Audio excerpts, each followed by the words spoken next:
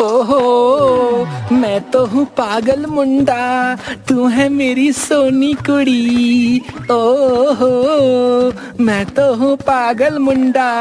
वाह वाह वाह वाह, सुबह की सैर और ये पंजाबी गाने, भैया मजा ही आ जाता है यहाँ।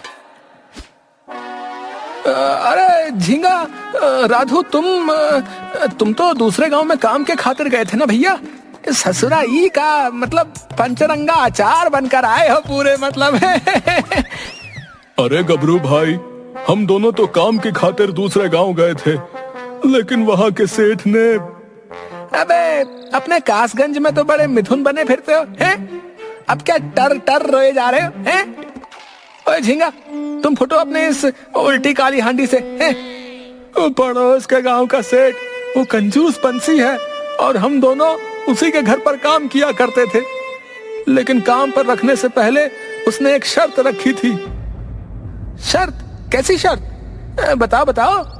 कि अगर हम दोनों अपनी मर्जी से काम छोड़कर गए तो वो हमें कोई पैसा नहीं देगा, और ऊपर से हमारा मुंह काला कर सर मुंडवा के भेजेगा।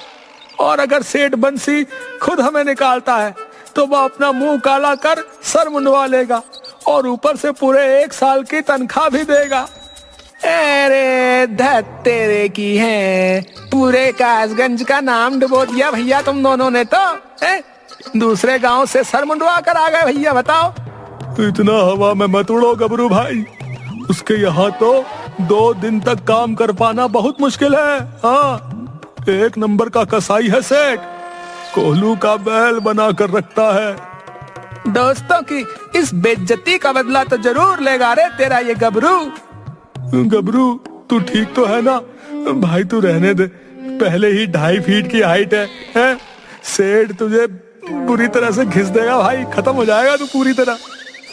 अबे चुप करो तुम दोनों, है चुप। अब देखना ये छोटा पैकेट कैसे तुम्हारा बदला लेगा और कैसे बड़ा धमाका करेगा। बस किसी तरह उसके घर में काम के लिए अंदर एंट्री मिल जाए बस। आज पूरे 3 दिन हो गए हैं और नौकरों को गए हुए, मुझसे सारे घर का काम नहीं होता। अरे इतना क्यों चिल्लाती हो?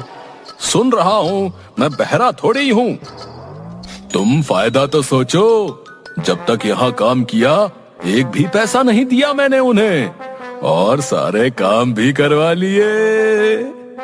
वो तो आप बहुत बहादुरी का काम करते हो, सब जानती हूँ मैं, मुझे नौकर चाहिए बस। अब हाँ, देखते हैं अगर कोई मेरी शर्तों पर काम करने को राजी हुआ तो। उसके तुरंत बाद बंसी के घर के बाहर गबरू। अरे किसी को ताजे ताजे फ्रेश नौकर की जरूरत हो तो रख सकते हैं, हम नौकरी तलाश रहे हैं। 1 नंबर नौकर, गबरू नौकर, जिसको चाहिए जल्दी बताओ। नौकर रखो, नौकर। अरे आपने सुना, बाहर कोई नौकरी की तलाश में घूम रहा है, जाओ जल्दी से। कमबख्त कहीं के, इतनी जल्दी से कहां से नौकर पैदा हो जाते हैं, देखता हूँ। बंसी गेट के पास जाकर इधर उधर देखता है, लेकिन नीचे कम हाइट का गबरू नजर नहीं आता। तुम्हारे कान फड़फड़ा रहे थे क्या? बाहर तो कोई नजर नहीं आ रहा। अरे क्या तुम बाबूराव की तरह इधर उधर झांक रहे हो भाई? अरे नीचे देखो, नीचे हम यहाँ खड़े हैं भैया। अरे आधे ही आए हो क्या यहाँ पे, है? अरे आधे कहाँ रह गए भाई? ध्यान से देखिए सेठ जी, जो हूँ जैसा हूँ इतना ही हूँ, बाकी का तो धीरे धीरे दिख जाऊंगा। अच्छा, क्या क्या काम जानते हो, और तुम्हारा नाम क्या है भाई? नाचीज को गबरू के नाम से जाना जाता है, और हम झाड़ू पोछा, जानवरों की देखभाल, इंसानों की देखभाल और खाने में दाल भात सब जानते हैं। वो तो ठीक है, लेकिन मेरे यहाँ काम करने की एक शर्त है। अगर मंजूर हो तो काम शुरू करो, नहीं तो मेरा टाइम खोटी मत करो भैया। अरे सेठ जी, आप बताओ तो सही, जो भी शर्त है मुझे मंजूर है। बिना कुछ सुने ही मंजूर है। एक बार काम शुरू कर दिया तो अगर अपनी मर्जी से भागे तो तुम्हारा सर मुंडवा कर, मुंह काला करके, बिना किसी तनख्वाह के जाना होगा। और अगर आपने निकाल दिया तो? अभी एक पर्चा लिख कर रख लो। अगर शर्त के अनुसार मैं तुम्हें निकालता हूँ तो पूरे 1 साल की तनख्वाह दूंगा और साथ में अपना सर मुंडवा कर मुंह काला भी कर देना। ये कही आपने सेठों वाली बात है। मुझे नौकरी मंजूर है। उसके बाद बंसी गबरू को लेकर घर के बाहर। सुनती हो? देखो तुम्हारा नौकर आ गया है। अरे ये किसका बच्चा आ गया यहाँ? अरे भाग्यवान, ये बच्चा नहीं है, ये गबरू है। आज से नौकरी करेगा यहाँ, और वो भी शर्त के अनुसार। समझी? जी समझ गई, लेकिन ऐसा ना हो इसका काम हमें करना पड़े। सेठानी जी आप निश्चिंत रहिए, आज से सारे काम हम ही संभालेंगे। गबरू, तुम्हें हमारी रज्जो की सेवा में रहना है और हमारे बच्चों की देखभाल भी। इसके साथ साथ हमारे खेतों के काम भी करने होंगे। हाँ, बाकी सब घर के छोटे मोटे काम सब करूंगा सेठ जी, सब करूंगा। बड़े तसल्ली बख्श तरीके से करूंगा। अगले दिन सेठ बंसी अपनी बीवी और बेटे के साथ बैठा होता है। अरे गबरू कहाँ मर गया रे? आपने बुलाया और हम चले आए। जी सेठ जी बताइए, हुक्म कीजिए। अबे चक्की पांडे के फूफा है। अबे राजू को जोर से पोटी है, घर का संडास खराब है, इसको खेतों में हल्का करवा ला जा। जैसी आपकी इच्छा सेठ जी, अभी गया समझो। चलो राजू। राजू को साथ खेतों की तरफ ले जाते हुए और ले जाकर एक झाड़ी के पीछे पोटी करने बैठा दिया। इस कंजूस सेठ ने तो राजू को पोटी करवाने को कहा है, सूसू नहीं। कहीं ये कमबख्त सूसू ना कर दे। ओहो सुन सुन, हाँ राजू के बच्चे, तेरे बाप ने मुझे सिर्फ पोटी करवाने को कहा, समझा? अगर गलती से भी तुमने सूसू कर दिया ना तो तेरा सर मुंडवा दूंगा, समझ लेना, सोच लेना, बता रहा हूँ। अरे गबरू भैया, बिना सूसू के पोटी कैसे करूं? सूसू तो पहले आ रही है। वो तेरी मर्जी है, जैसे मनाए कर। मैं तो शर्त की बात बता रहा हूँ। अब गलती से अगर सूसू निकल गया साथ तो ये मेरे बाल काट लेगा, क्या करूं? अरे राजू के बच्चे, ओए, अगर निपट लिया हो तो चले, या फिर यहीं डेरा डालना है? हाँ चलो। राजू घर की तरफ बढ़ने लगता है, तभी पीछे गबरू। देखता हूँ कहीं इस कमबख्त ने एक साथ ही तो सूसू और पोटी नहीं कर दिया। अरे इस राजू के बच्चे ने तो पोटी भी नहीं की। खैर कोई बात नहीं। इसके बाद राजू को लेकर गबरू घर आ जाता है। घर पर रज्जो गबरू से, अरे वाह, मेरा बेटा राजू आ गया। अरे सेठानी जी, पूरी तसल्ली बख्श तरीके से करवा कर लाया हूँ, आप बेफिक्र रहिए। उसके बाद बंसी और राजू दोनों बिस्तर पर लेट जाते हैं और थोड़ी देर बाद बंसी को सोते हुए कुछ बदबू आती है और नाक पर हाथ रखते हुए वो उठ खड़ा होता है। अरे रज्जो, घर में कुछ जल रहा है क्या? मेरी तो नाक के बाल तक झुलस गए, इतनी गंदी बदबू आ रही है। बदबू तो मुझे भी बहुत आ रही है, इस राजू के बिस्तर से बदबू आ रही है। देखूं तो। चद्दर हटाकर देखा तो राजू ने पूरा बिस्तर गंदा कर रखा है। अरे कमबख्त, ये क्या किया? पूरा बिस्तर खराब कर दिया। अबे नामुराद, हैं? गबरू के साथ गया तो था, हैं? सारी वही कर लेता, घर के लिए रखनी जरूरी थी क्या बे? पापा, गबरू ने मुझे पोटी करने नहीं दी। उसने कहा कि अगर मैंने पोटी के साथ सूसू किया तो मेरे बाल काट लेगा। इस गबरू की ये मजाल मेरे लाल को पोटी तक नहीं करने दी। आप अभी इसकी खबर लो। अबे गबरू, तेरी तो मैं। इधर आ। जी सेठ जी, बंदा हाजिर है, हुक्म कीजिए। हुक्म के बच्चे, तुमने राजू को पोटी नहीं करने दी। देख, उसने ये सब जगह रायता बिखेर दिया है। सरासर इल्जाम है सेठ जी। देखो तो, छी छी छी छी, रात की सारे कड़ी चावल बिस्तर पर लाकर रख दिए इस राजू ने तो। छी छी छी छी, मैं तो इसे पोटी करवाने लेकर गया था, इसने पोटी करी ही नहीं। इसमें भला मेरा क्या कसूर? राजू तो बता रहा था कि तुमने कहा कि पोटी करते हुए सूसू मत करना, वरना तेरा सर मुंडवा दूंगा। जी बिल्कुल सही फरमाया सेठ जी। अबे 2.5 बिलांद के हैं, कमक्ल हैं, बिना सूसू किए पोटी भला कैसे करेगा वो? गलत बात है सेठ जी, बात पॉटी करवाने की हुई थी, ना कि सुसु की। आपको सुसु की बात पहले बतानी चाहिए थी। आपने जो हुक्म दिया था मैं भला उसे कैसे न मानता। अबे बेवकूफ, दूर हो जा मेरी नजरों से। ऐसी बात है तो लो जी, दूर हो गए दूर। गबरू के जवाब, ये किस पागल को रख लिया नौकरी पे, भगाओ इसे यहाँ से। अरे शर्त के मुताबिक इसे भगाने का मतलब है मेरा नुकसान, 1 साल की तनख्वाह और अपने बाल मुंडवाने पड़ेंगे। नहीं, कुछ और सोचना पड़ेगा। इसे कुछ ऐसा काम दो कि ये खुद ही नौकरी छोड़ के भाग जाए। सही कहा रज्जो, इसको तो मैं ऐसा फंसाऊंगा कि याद रखेगा कि सेठ बंसीलाल नाम की भी कोई चीज है। हाँ। अगले दिन। अबे गबरू, ओ गबरू। फरमाइए सेठ जी, बंदा हाजिर है। गबरू, एक टोकरा लो और उसमें क्यारी के लिए चिकनी मिट्टी ले आओ जंगल से। मैं काम से जा रहा हूँ।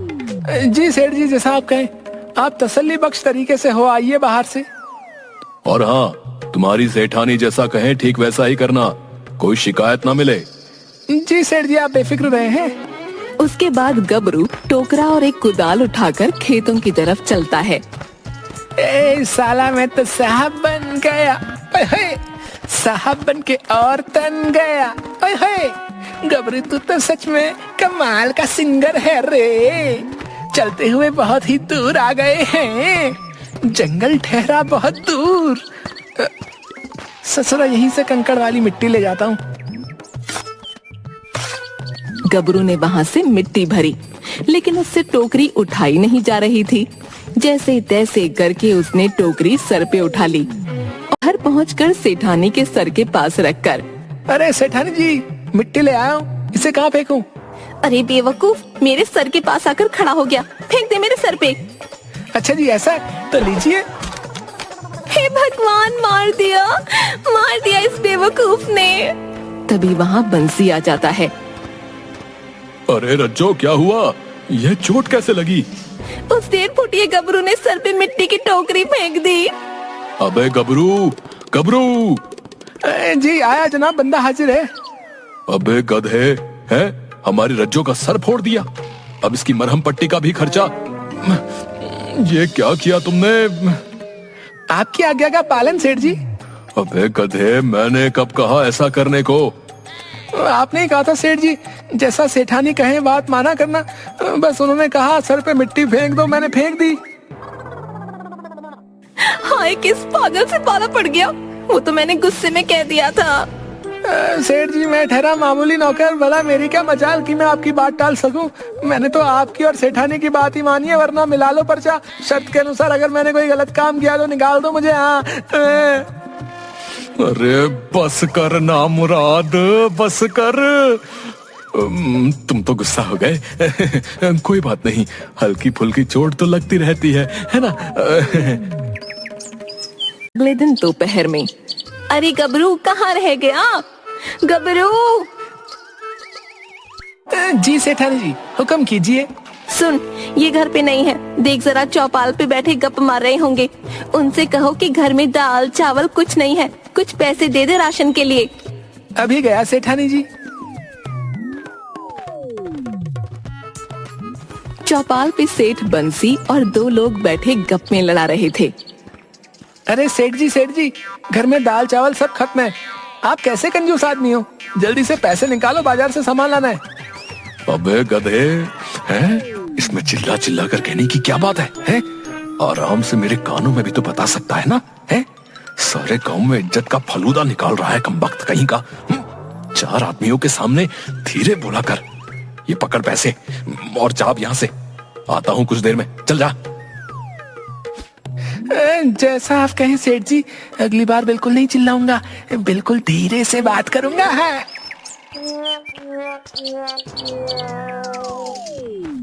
गबरू जैसे ही घर आता है, सेठ बंसी के घर में एक तरफ आग लग गई होती है। सब लोग चिल्ला रहे होते हैं। रज्जू और राजू भी चिल्ला रहे होते हैं। अरे आग लग गई भैया, बचाओ! बुझाओ, कोई आग बुझाओ, आग बुझाओ, कोई आग बुझाओ। अरे बचाओ, अरे बुझाओ भैया, आग को बुझाओ। अरे अब मैं क्या करूं? मुझे इसकी खबर सेठ को देनी चाहिए। हाँ, गबरू चौपाल पर जाकर सेठ के कानों में, सेठ जी घर में आग लग गई। अबे क्या बोल रहा है, सुनाई नहीं दे रहा। गबरू दोबारा वैसे ही बोलता है। 2-3 बार ऐसा करने पर अबे गधे, जोर से बोल। सेठ जी घर में आग लग गई है। अबे क्या, घर में आग? बेवकूफ, जोर से नहीं बोल सकता था। सेठ जी आपकी बात मान रहा था, आपने ही कहा था 4 आदमियों के सामने धीरे बोला करो, अगर मैं गलत हूँ तो मिला लो पर्चा। सेठ परेशान होकर सर पे हाथ रखता है। उसके बाद दोनों घर पहुँचते हैं। अरे सेठानी, तुम ठीक हो ना? सब जल गया जी। देखो ये कमबख्त नौकर आग लगने के बाद भी भाग गया। क्यों बे, तू क्यों भागा? आग क्यों नहीं बुझाई तुमने? हुजूर सच बोल रहा हूँ, मुझे आग बुझानी आती नहीं है। अबे गधे, आग लग जाए तो उस पे मिट्टी, रेत, पानी जो मिले फेंक दो। जैसा आप कहें हुजूर, अगली बार आग ऐसे ही बुझाऊंगा। अगली सुबह सेठ बंसी नहाने के लिए नल के पास तैयार बैठा था। अरे गबरू, अरे जल्दी से नहाने का गर्म पानी ले आ। जी हुजूर अभी लाया। ये लीजिए सेठ जी। नहाने लायक है ना? अरे उबालने लायक है जनाब। क्या कहा? अरे कुछ नहीं जनाब, 100% नहाने लायक है। जैसे ही बंसी सेठ ने अपने नंगे बदन पर पानी डाला, वो कूदने लगा। अरे अरे मार दिया रे, अरे अरे अरे जल गया रे, अरे मेरे शरीर में तो आग लग गई, आग, अरे बचाओ बचाओ। इतना सुनते ही गबरू ने झट से पास पड़ी मिट्टी उठाकर सेठ पर फेंकनी शुरू कर दी और तब तक मिट्टी और कंकड़ फेंके जब तक सेठ ने चिल्लाना बंद नहीं किया। अरे क्या हुआ जी? अबे गधे, तो इनके ऊपर मिट्टी क्यों फेंक रहा है? अजीब परिवार है? सेठ जी ने कहा था कि आग लगने पर मिट्टी और रेत कंकड़ सब फेंक दो, मैंने कुछ नहीं छोड़ा। अगर मेरी गलती है तो सेठ जी मिलाओ पर्चा, है निकाल दो मुझे नौकरी से।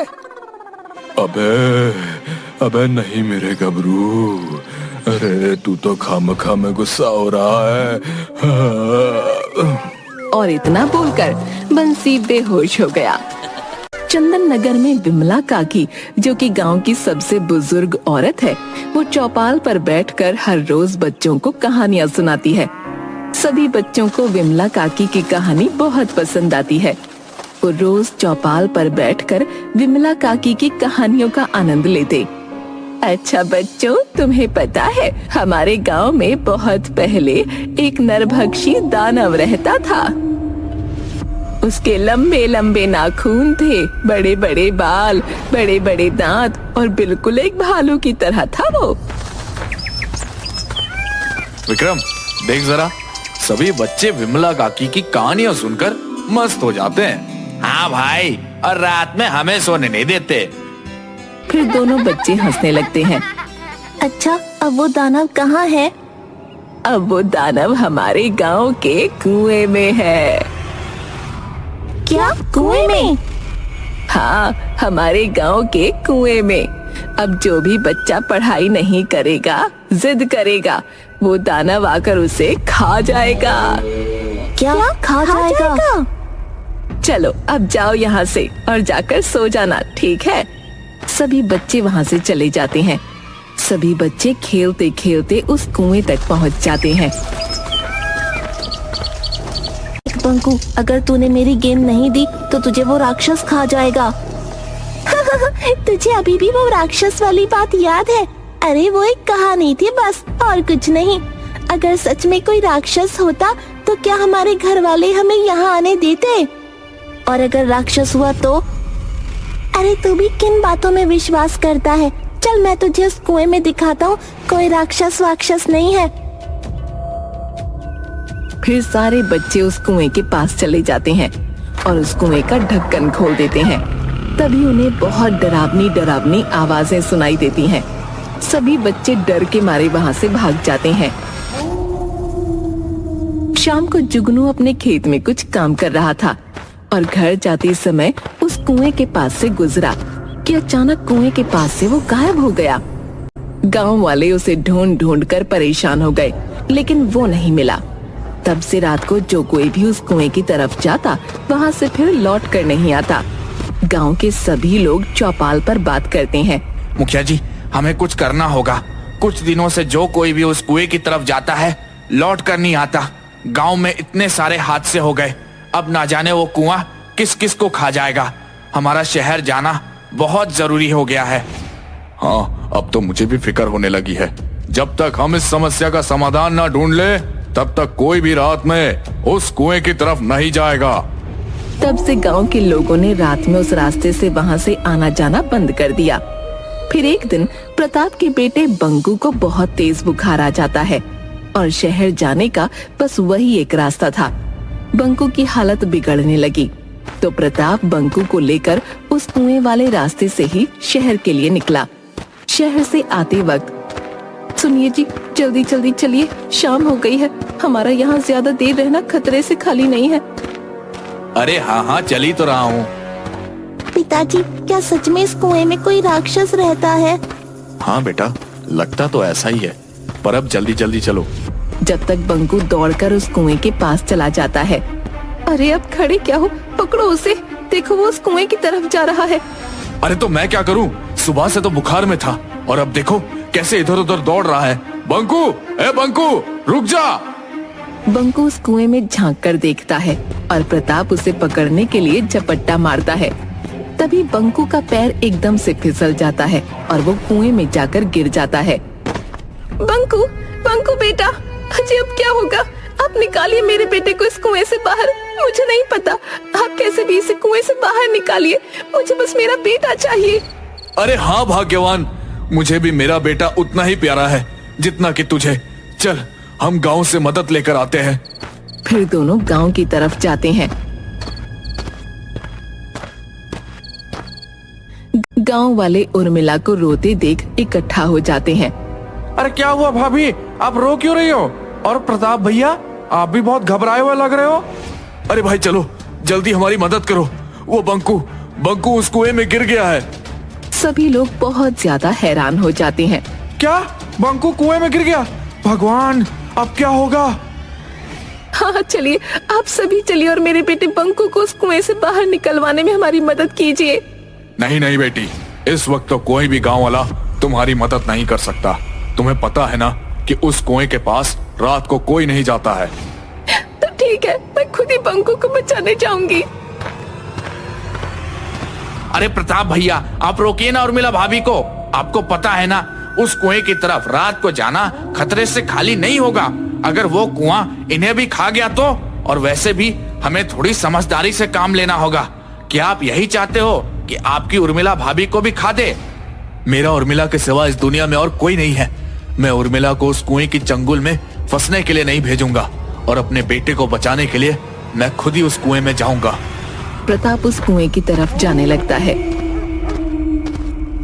रुक जा बेटा, जितना प्यारा बंकू तुम दोनों को है उतना हमें भी। पर अगर तुम दोनों भी उस कुएं की तरफ गए और भगवान न करे तुम्हें कुछ हो गया तो फिक्र मत करो बेटा, भगवान कुछ रास्ता जरूर दिखाएंगे, बस तुम थोड़ा सब्र करो। फिर उर्मिला गांव के शिव गौरी मंदिर में जाने लगती है। सभी गांव वाले भी उसके पीछे पीछे हो लेते हैं और बंकू की सलामती की सब प्रार्थना करते हैं। दूसरी तरफ बंकू, जो कि उस कुएं में गिर गया था, लेकिन किस्मत से उस दिन पूर्णिमा थी और वो राक्षस गहरी नींद में सोया था। अरे, कुएं में किसी के खर्राटों की आवाज आ रही है। वो आगे चलकर देखता है। उसे एक दानव सोया हुआ दिखता है। अरे बाप रे, इतना भयानक दानव! कहीं ऐसा तो नहीं कि विमला काकी की कहानियों में जो नरभक्षी दानव था ये वही हो? मतलब विमला काकी की कहानियाँ सच थीं। अगर ऐसा है तो ये दानव तो मुझे कच्चा चबा जाएगा। मुझे जल्दी यहाँ से बाहर निकलना होगा, पर निकलूं कैसे?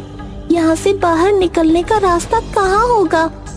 बंकू उस राक्षस को देखकर बहुत घबरा गया था। मुझे माँ और पिताजी की बात मान लेनी थी। माँ और पिताजी बाहर जाने किस हाल में होंगे और ये कुआं इतना गहरा है कि चढ़कर निकलना नामुमकिन है। मुझे कोई रास्ता दिखाओ भगवान। वो आसपास बाहर जाने का रास्ता देखता है। तभी उसे एक अजीब सा निशान दिखता है। वो इस निशान को छूता है कि तभी अचानक एक पतली सी सुरंग का रास्ता खुल जाता है और उसे वहाँ पर और भी इंसान दिखाई देते हैं जो कि अधमरी हालत में थे। आज कितने दिनों बाद मुझे किसी इंसान की खुशबू आ रही है। तभी आहट सुनकर बंकू कहीं छुप जाता है। अरे बाप रे, अब मैं यहाँ से बाहर कैसे निकलूंगा? अरे वो पिशाच, वो यहाँ से कहाँ गया? तभी उसके पीछे से गुर्राने की आवाज आती है। हे भगवान, मेरी रक्षा करना। और पलटकर देखता है तो उसके सामने वो नरभक्षी दानव खड़ा होता है। आज तो मुझे एक और शिकार मिल गया।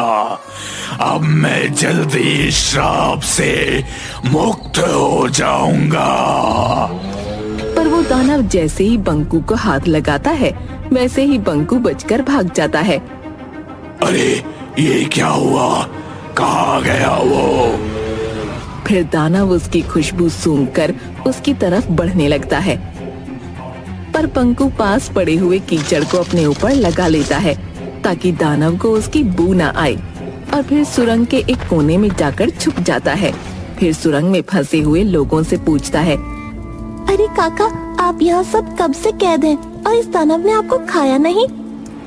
अरे बेटा, अगर ये दानव मुझे खा लेता तो मुझे तड़पना नहीं पड़ता, पर जब से इस दानव ने मुझे कैद किया है तब से मैं रोज रोज मर रहा हूँ। ये दानव थोड़ी थोड़ी करके हर रोज हमारी जान खींच लेता है। ये तो बिल्कुल विमला काकी की कहानियों जैसा ही है। बेटा, तुम यहाँ से निकलने का जल्दी ही रास्ता ढूंढ लो, नहीं तो ये दानव तुम्हें भी तड़पा तड़पा कर मार डालेगा। नहीं काका, मैं आप सबको ऐसे छोड़कर अकेला नहीं जाऊंगा। दूसरी तरफ उर्मिला और गांव के सभी लोग मंदिर में बंकू की सलामती के लिए प्रार्थना करते हैं। हे भगवान, मेरा विश्वास है आपके रहते वो राक्षस मेरे बेटे का बाल भी बांका नहीं कर पाएगा।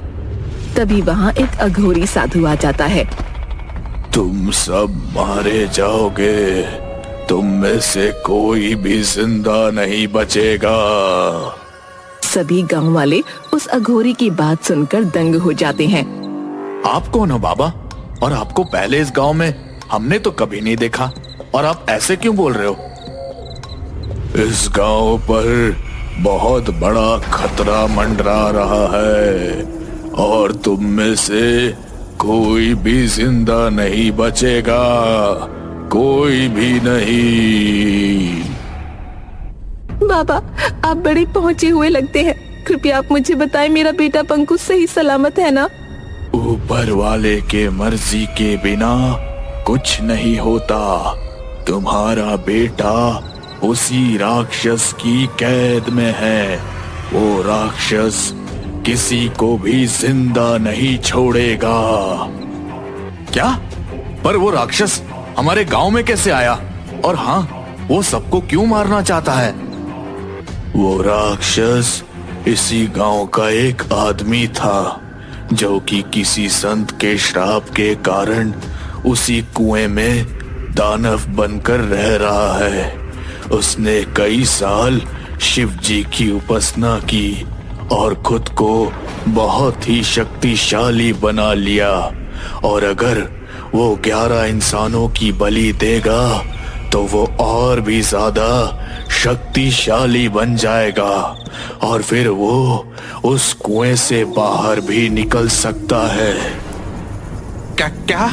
पर बाबा, उसे मारने का कोई तो तरीका होगा ना? तरीका तो है विमला बहन, आप अभी उस राक्षस को मारने का तरीका इन गांव वालों को बताइए। आप विमला काकी को जानते हैं? हाँ बेटा, ये बहुत ही जाने माने अघोरी है, पर जब से उन साधु ने उस आदमी को श्राप दिया था तब से हमारे गांव में कोई भी संत और साधु नहीं आया। पर कौन था वो आदमी और उसे ये श्राप क्यों मिला? वो आदमी सभागन का बेटा था। उसने एक साधु की गाय को मार के उसका मांस खाया था। तब से उस साधु ने उसे श्राप देकर उस कुएं में बंद कर दिया था। दूसरी तरफ बंकू वहाँ से बाहर निकलने का रास्ता ढूंढने लगता है। तभी अचानक उसके सामने वो दानव आ जाता है। तो तू यहाँ पर छुपा हुआ है चूहे। तूने मुझे बहुत भड़काया है, अब मैं तुझे कच्चा चबा जाऊंगा। दानव बंकू को पकड़ने के लिए आगे बढ़ता है, पर बंकू बचकर फिर से निकल जाता है। दानव गुस्से से बंकू के पीछे पीछे बढ़ता है और बंकू उससे बचकर आगे निकल जाता है। दौड़ते दौड़ते बंकू एक पत्थर से ठोकर खाकर गिर जाता है। बंकू उस पत्थर को ध्यान से देखता है तो पत्थर के पीछे नागफनी दिखाई देती है। तब वो उस पत्थर को खोदने लगता है। अरे शिवलिंग, और ये भी इस कुएं के अंदर। हे महादेव, आप मेरी और यहाँ पर कैद बाकी सभी लोगों की रक्षा करना। तभी दानव वहाँ पहुँच जाता है और वो उसके मुंह से आग के गोले बरसाने लगता है।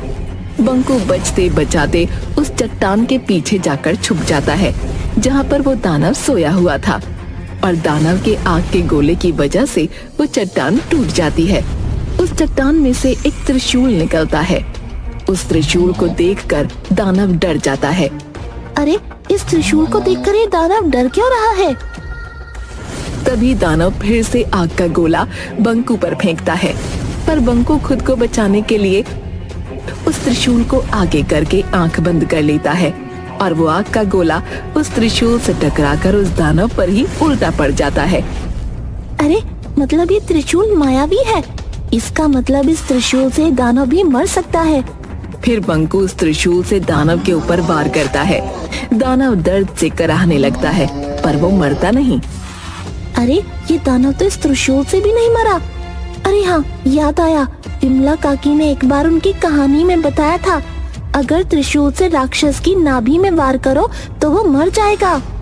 फिर बंकू त्रिशूल निकालकर उस राक्षस की नाभि में वार करता है। वो राक्षस जोर जोर से कराहने लगता है और देखते ही देखते एक आदमी में बदल जाता है और कुएं में कैद सभी लोग ठीक हो जाते हैं। अरे, तुम इंसान कैसे बन गए? वो दानव बंकू को सारी बात बताता है और फिर उसे और कुएं में कैद सभी लोगों को बाहर निकालता है। अगले दिन गांव के सभी लोग उस कुएं के पास इकट्ठा हो जाते हैं। अरे भूत भूत भूत! अरे कहाँ है भूत? अरे वो देखो, उस बरगद के पेड़ में कुछ हलचल हो रही है। ये वही भूत होगा जो इंसानों को मारना चाहता है। तभी वहाँ से बंकू और कुएं में कैद लोग और विमला काकी का बेटा बरगद के पेड़ से बाहर निकलते हैं। गांव के सभी लोग बहुत हैरान हो जाते हैं। फिर बंकू गांव वालों को सारी बातें बताता है। विमला काकी अपने बेटे को गले से लगा लेती हैं। बंकू, आज तूने मेरे खोए हुए बेटे को फिर से लौटा दिया। मैं तेरा धन्यवाद कैसे करूं? रोज रोज नई नई कहानियाँ सुनाकर। और फिर सब लोग हंसने लगते हैं। फिर उर्मिला भी बंकू को गले से लगाती है। बंकू गांव वालों को बताता है कि कुएं के अंदर एक बहुत ही सुंदर शिवलिंग है। अगर उस कुएं के नीचे सच में कोई शिवलिंग है तो क्यों ना हम उस शिवलिंग को बाहर स्थापित कर दें? अरे हाँ, बहुत ही अच्छा सुझाव है। हम आज ही इस शिवलिंग की स्थापना का काम शुरू कर देंगे और एक शिव मंदिर भी बनवाएंगे। वहीं उर्मिला अपने पति को सही सलामत देखकर महादेव और देवी माँ का धन्यवाद करती है। एक बार की बात है, चाणक्यपुरी राज्य से होकर एक बहुत बड़े संत महात्मा गुजर रहे थे। उन्हें एक व्यक्ति देखा जो उन्हें देखकर छुपने की कोशिश कर रहा था। वो व्यक्ति एक चोर था और चोरी करने के लिए निकला था। चोर ने संत को पहचान लिया था, इसलिए वो संत से छुप रहा था, पर संत ने उसे देख लिया। तुम कौन हो और मुझे देखकर छुप क्यों रहे हो? संत महात्मन, मैं एक चोर हूं और चोरी करने जा रहा हूं। भाई, ये धंधा छोड़ दो। कोई ऐसा काम धंधा करो जिससे तुम्हें किसी को देखकर भय न लगे और ना ही छिपने की जरूरत पड़े। महाराज, मेरे पिताजी एक चोर थे। मुझे सिर्फ यही काम आता है और दूसरा कोई काम नहीं आता। मैं तो पढ़ा लिखा भी नहीं हूं और न ही मेरे पास इतना धन है कि व्यापार कर सकूं। यदि मैं चोरी नहीं करूंगा तो फिर अपने परिवार का पालन पोषण कैसे करूंगा महाराज? चोरी की बात सुनकर संत कुछ क्षणों के लिए मौन हो जाते हैं। फिर बोलते हैं, ठीक है, अगर तुम्हारे पास कोई और काम नहीं है और ये काम करना तुम्हारी मजबूरी है तो तुम बेशक ये काम करो, लेकिन मेरी एक बात मान लो। महाराज, मैं जानता हूं आप बड़े ज्ञानी हैं, मैं आपकी बात जरूर मानूंगा, आप आज्ञा कीजिए। तुम पहले वादा करो कि तुम मेरी बात मानोगे। महाराज, मैं वादा करता हूं, आप जो भी बोलेंगे मैं आपकी उस बात को जरूर मानूंगा। तुम किसी भी परिस्थिति में झूठ मत बोलना, सदा सच बोलना, तुम्हारा कल्याण होगा। अगर मैं झूठ नहीं बोलूंगा तो काम कैसे चलेगा? परंतु अब तो मैंने आपसे वादा कर दिया है, तो कुछ भी हो जाए मैं अपना वादा पूरा करूंगा महाराज। संत अपने रास्ते पर आगे चल देते हैं और चोर भी चोरी करने के लिए आगे बढ़ जाता है। थोड़ी दूर पर उसे एक दूसरा व्यक्ति दिखता है और वो फिर से छुप जाता है। वो व्यक्ति चोर से, तुम कौन हो भाई, और इस समय कहां जा रहे हो? चोर मन ही मन विचार करता है, झूठ तो मुझे बोलना नहीं है, इसलिए सच बता देता हूँ, जो होगा देखा जाएगा। मैं चोर हूँ और चोरी करने के इरादे से अपने घर से निकला हूँ। तुम कैसे चोर हो जो स्वयं ही बता रहे हो कि मैं चोर हूँ? क्यों हंसी कर रहे हो मेरे साथ? तुम अवश्य ही कोई सैनिक या गुप्तचर मालूम होते हो। नहीं, मैं मजाक नहीं कर रहा हूँ, मैं वास्तव में ही चोर हूँ और चोरी करना मेरा धंधा है। भाई, चोर तो मैं भी हूँ, परंतु अभी नया नया ही काम शुरू किया है। अच्छा हुआ जो तुम मिल गए। क्या आज मैं तुम्हारे साथ चोरी करने आ सकता हूँ? मुझे चोरी करनी सीखनी है। ठीक है, जो मिलेगा दोनों मिलकर बांट लेंगे। वैसे तुम चोरी करने कहाँ जा रहे थे? अभी तो ऐसा कोई विचार नहीं है, देखते हैं, जहाँ मौका मिल जाएगा वहीं चोरी कर लेंगे। अगर तुम चाहो तो हम राजमहल में चोरी कर सकते हैं। पागल हो गए हो क्या? राजमहल में कैसे घुसेंगे? घबराओ नहीं। अरे मेरी बात ध्यान से सुनो। मैं पहले राजमहल में नौकर था, परंतु महाराज ने एक छोटी सी बात पर नाराज होकर मुझे नौकरी से निकाल दिया और आज उनकी वजह से मुझे चोरी करने की जरूरत पड़ रही है। अगर महाराज ने तुम्हें निकाल दिया तो तुमने कहीं और काम क्यों नहीं ढूंढा? क्योंकि राजा ने मुझे अपने महल से निकाल दिया तो किसी दूसरे ने मुझे काम देने की हिम्मत नहीं की और इसलिए मजबूरी में मुझे यह धंधा अपनाना पड़ रहा है। चोरी करना अच्छी बात नहीं होती, समझे? फिर तुम क्यों चोरी करते हो भाई? मुझे चोरी करने के अलावा और दूसरा कोई काम नहीं आता है और ना ही मैं पढ़ा लिखा हूं, समझे? इसलिए चोरी करना मेरी मजबूरी है। इसका मतलब हुआ कि हम दोनों ही मजबूरी में चोरी करते हैं। देखो, मुझे राजमहल के एक एक गुप्त द्वार का पता है। चलो आज हम राजमहल में भाग्य आजमाते हैं। दोनों साथ मिलकर राजमहल के पीछे की तरफ पहुंच जाते हैं और व्यक्ति वहां छुपा हुआ एक गुप्त दरवाजा खोलते हुए चोर से कहता है, तुम पुराने चोर हो, अंधेरे में देखने का तुम्हें अभ्यास है, इसलिए तुम अंदर जाकर सारा माल इकट्ठा करके ले आओ। मैं यहीं पर पहरा देता हूं। अब इतने बड़े महल में मुझे कैसे पता चलेगा कि सारा धन कहां पर रखा हुआ है? तुम इस द्वार से अंदर जाओगे तो तुम्हें एक बड़ा कमरा दिखाई देगा। वहां पर बहुत सारे संदूक हैं, लेकिन मुख्य द्वार के पास दाहिनी तरफ जो एक बड़ा सा संदूक रखा है ना, तुम उसे खोलना और उसे खोलने के बाद उसके अंदर तुम्हें एक चरखी दिखेगी। तुम उस चरखी को घुमाओगे तो वो मुख्य द्वार खुल जाएगा। भाई, तुम्हें तो सच में महल के बारे में सब कुछ पता है। उसके बाद तुम उस मुख्य द्वार से अंदर जाना और उस कमरे के बीचों बीच तुम्हें एक और संदूक दिखेगा। तुम उसे खोलोगे तो उसके अंदर तुम्हें चाबियों का गुच्छा मिल जाएगा। दूसरे दरवाजे के बाईं तरफ बक्सा दिखेगा जो देखने में सबसे छोटा होगा और एक बड़े से बक्से के ऊपर रखा होगा। चाबियों के गुच्छे में जो सबसे छोटी चाबी होगी ना, उस चाबी से उस छोटे बक्से को खोल लेना। उसमें तुम्हें एक और छोटा सा संदूक दिखेगा। उस संदूक में बहुमूल्य हीरे रखे हैं। बस वही लेकर आ जाना। चोर बिल्कुल वैसा करता है जैसा उस व्यक्ति ने उसे बताया था।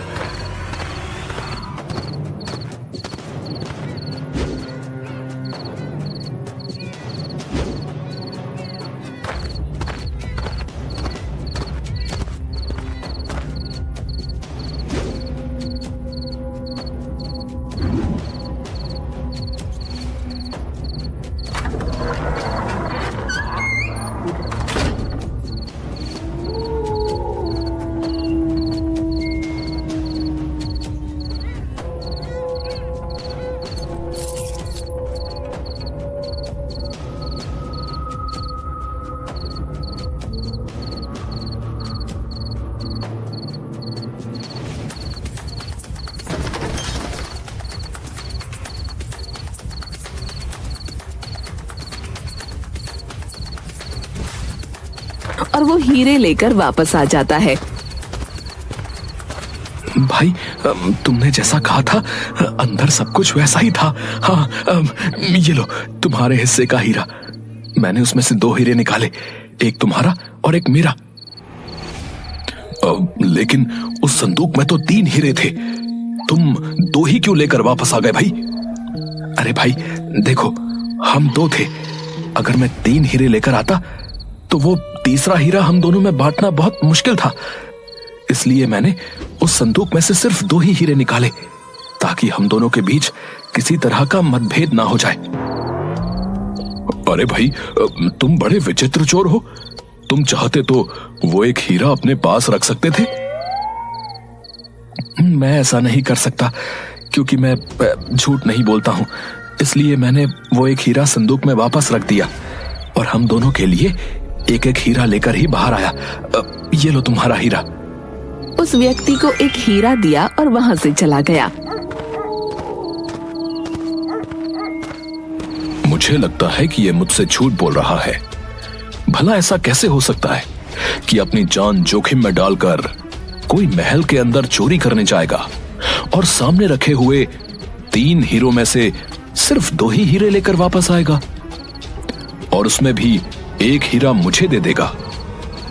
ये अवश्य ही झूठ बोल रहा। सुबह हुई और थोड़ी देर में ही बात फैल गई कि राजमहल में चोरी हो गई है। राजा ने मंत्री से कहा, चोर के बारे में पता लगाइए। खजाने का द्वार खुला हुआ मिला है। अवश्य ही ये किसी भेदी का काम है। शीघ्र ही इसकी जांच करो और चोर का पता लगाओ। जो आज्ञा महाराज, मैं जल्द ही चोर का पता करता हूँ। मंत्री ने खजाने के कमरे का निरीक्षण किया तो देखा सारे बक्से वैसे के वैसे ही बंद पड़े थे। सिर्फ एक छोटा सा बक्सा खुला था जिसमें 3 कीमती हीरे रखे थे। मंत्री ने संदूक खोला तो देखा उसमें एक हीरा रखा हुआ है। मंत्री ने अपने मन में सोचा, एक हीरा तो इस संदूक के अंदर ही है। लगता है वो चोर जल्दबाजी में एक हीरा रखना भूल गया है। अगर मैं ये हीरा अपने पास रख लूं तो मैं कितना धनवान हो जाऊंगा। हाँ, चोर अगर पकड़ा गया तो वो लाख कहे कि मैंने सिर्फ 2 हीरे चुराए हैं। उसकी बात कौन मानेगा? मैं ये हीरा अपने पास ही रख लेता हूँ।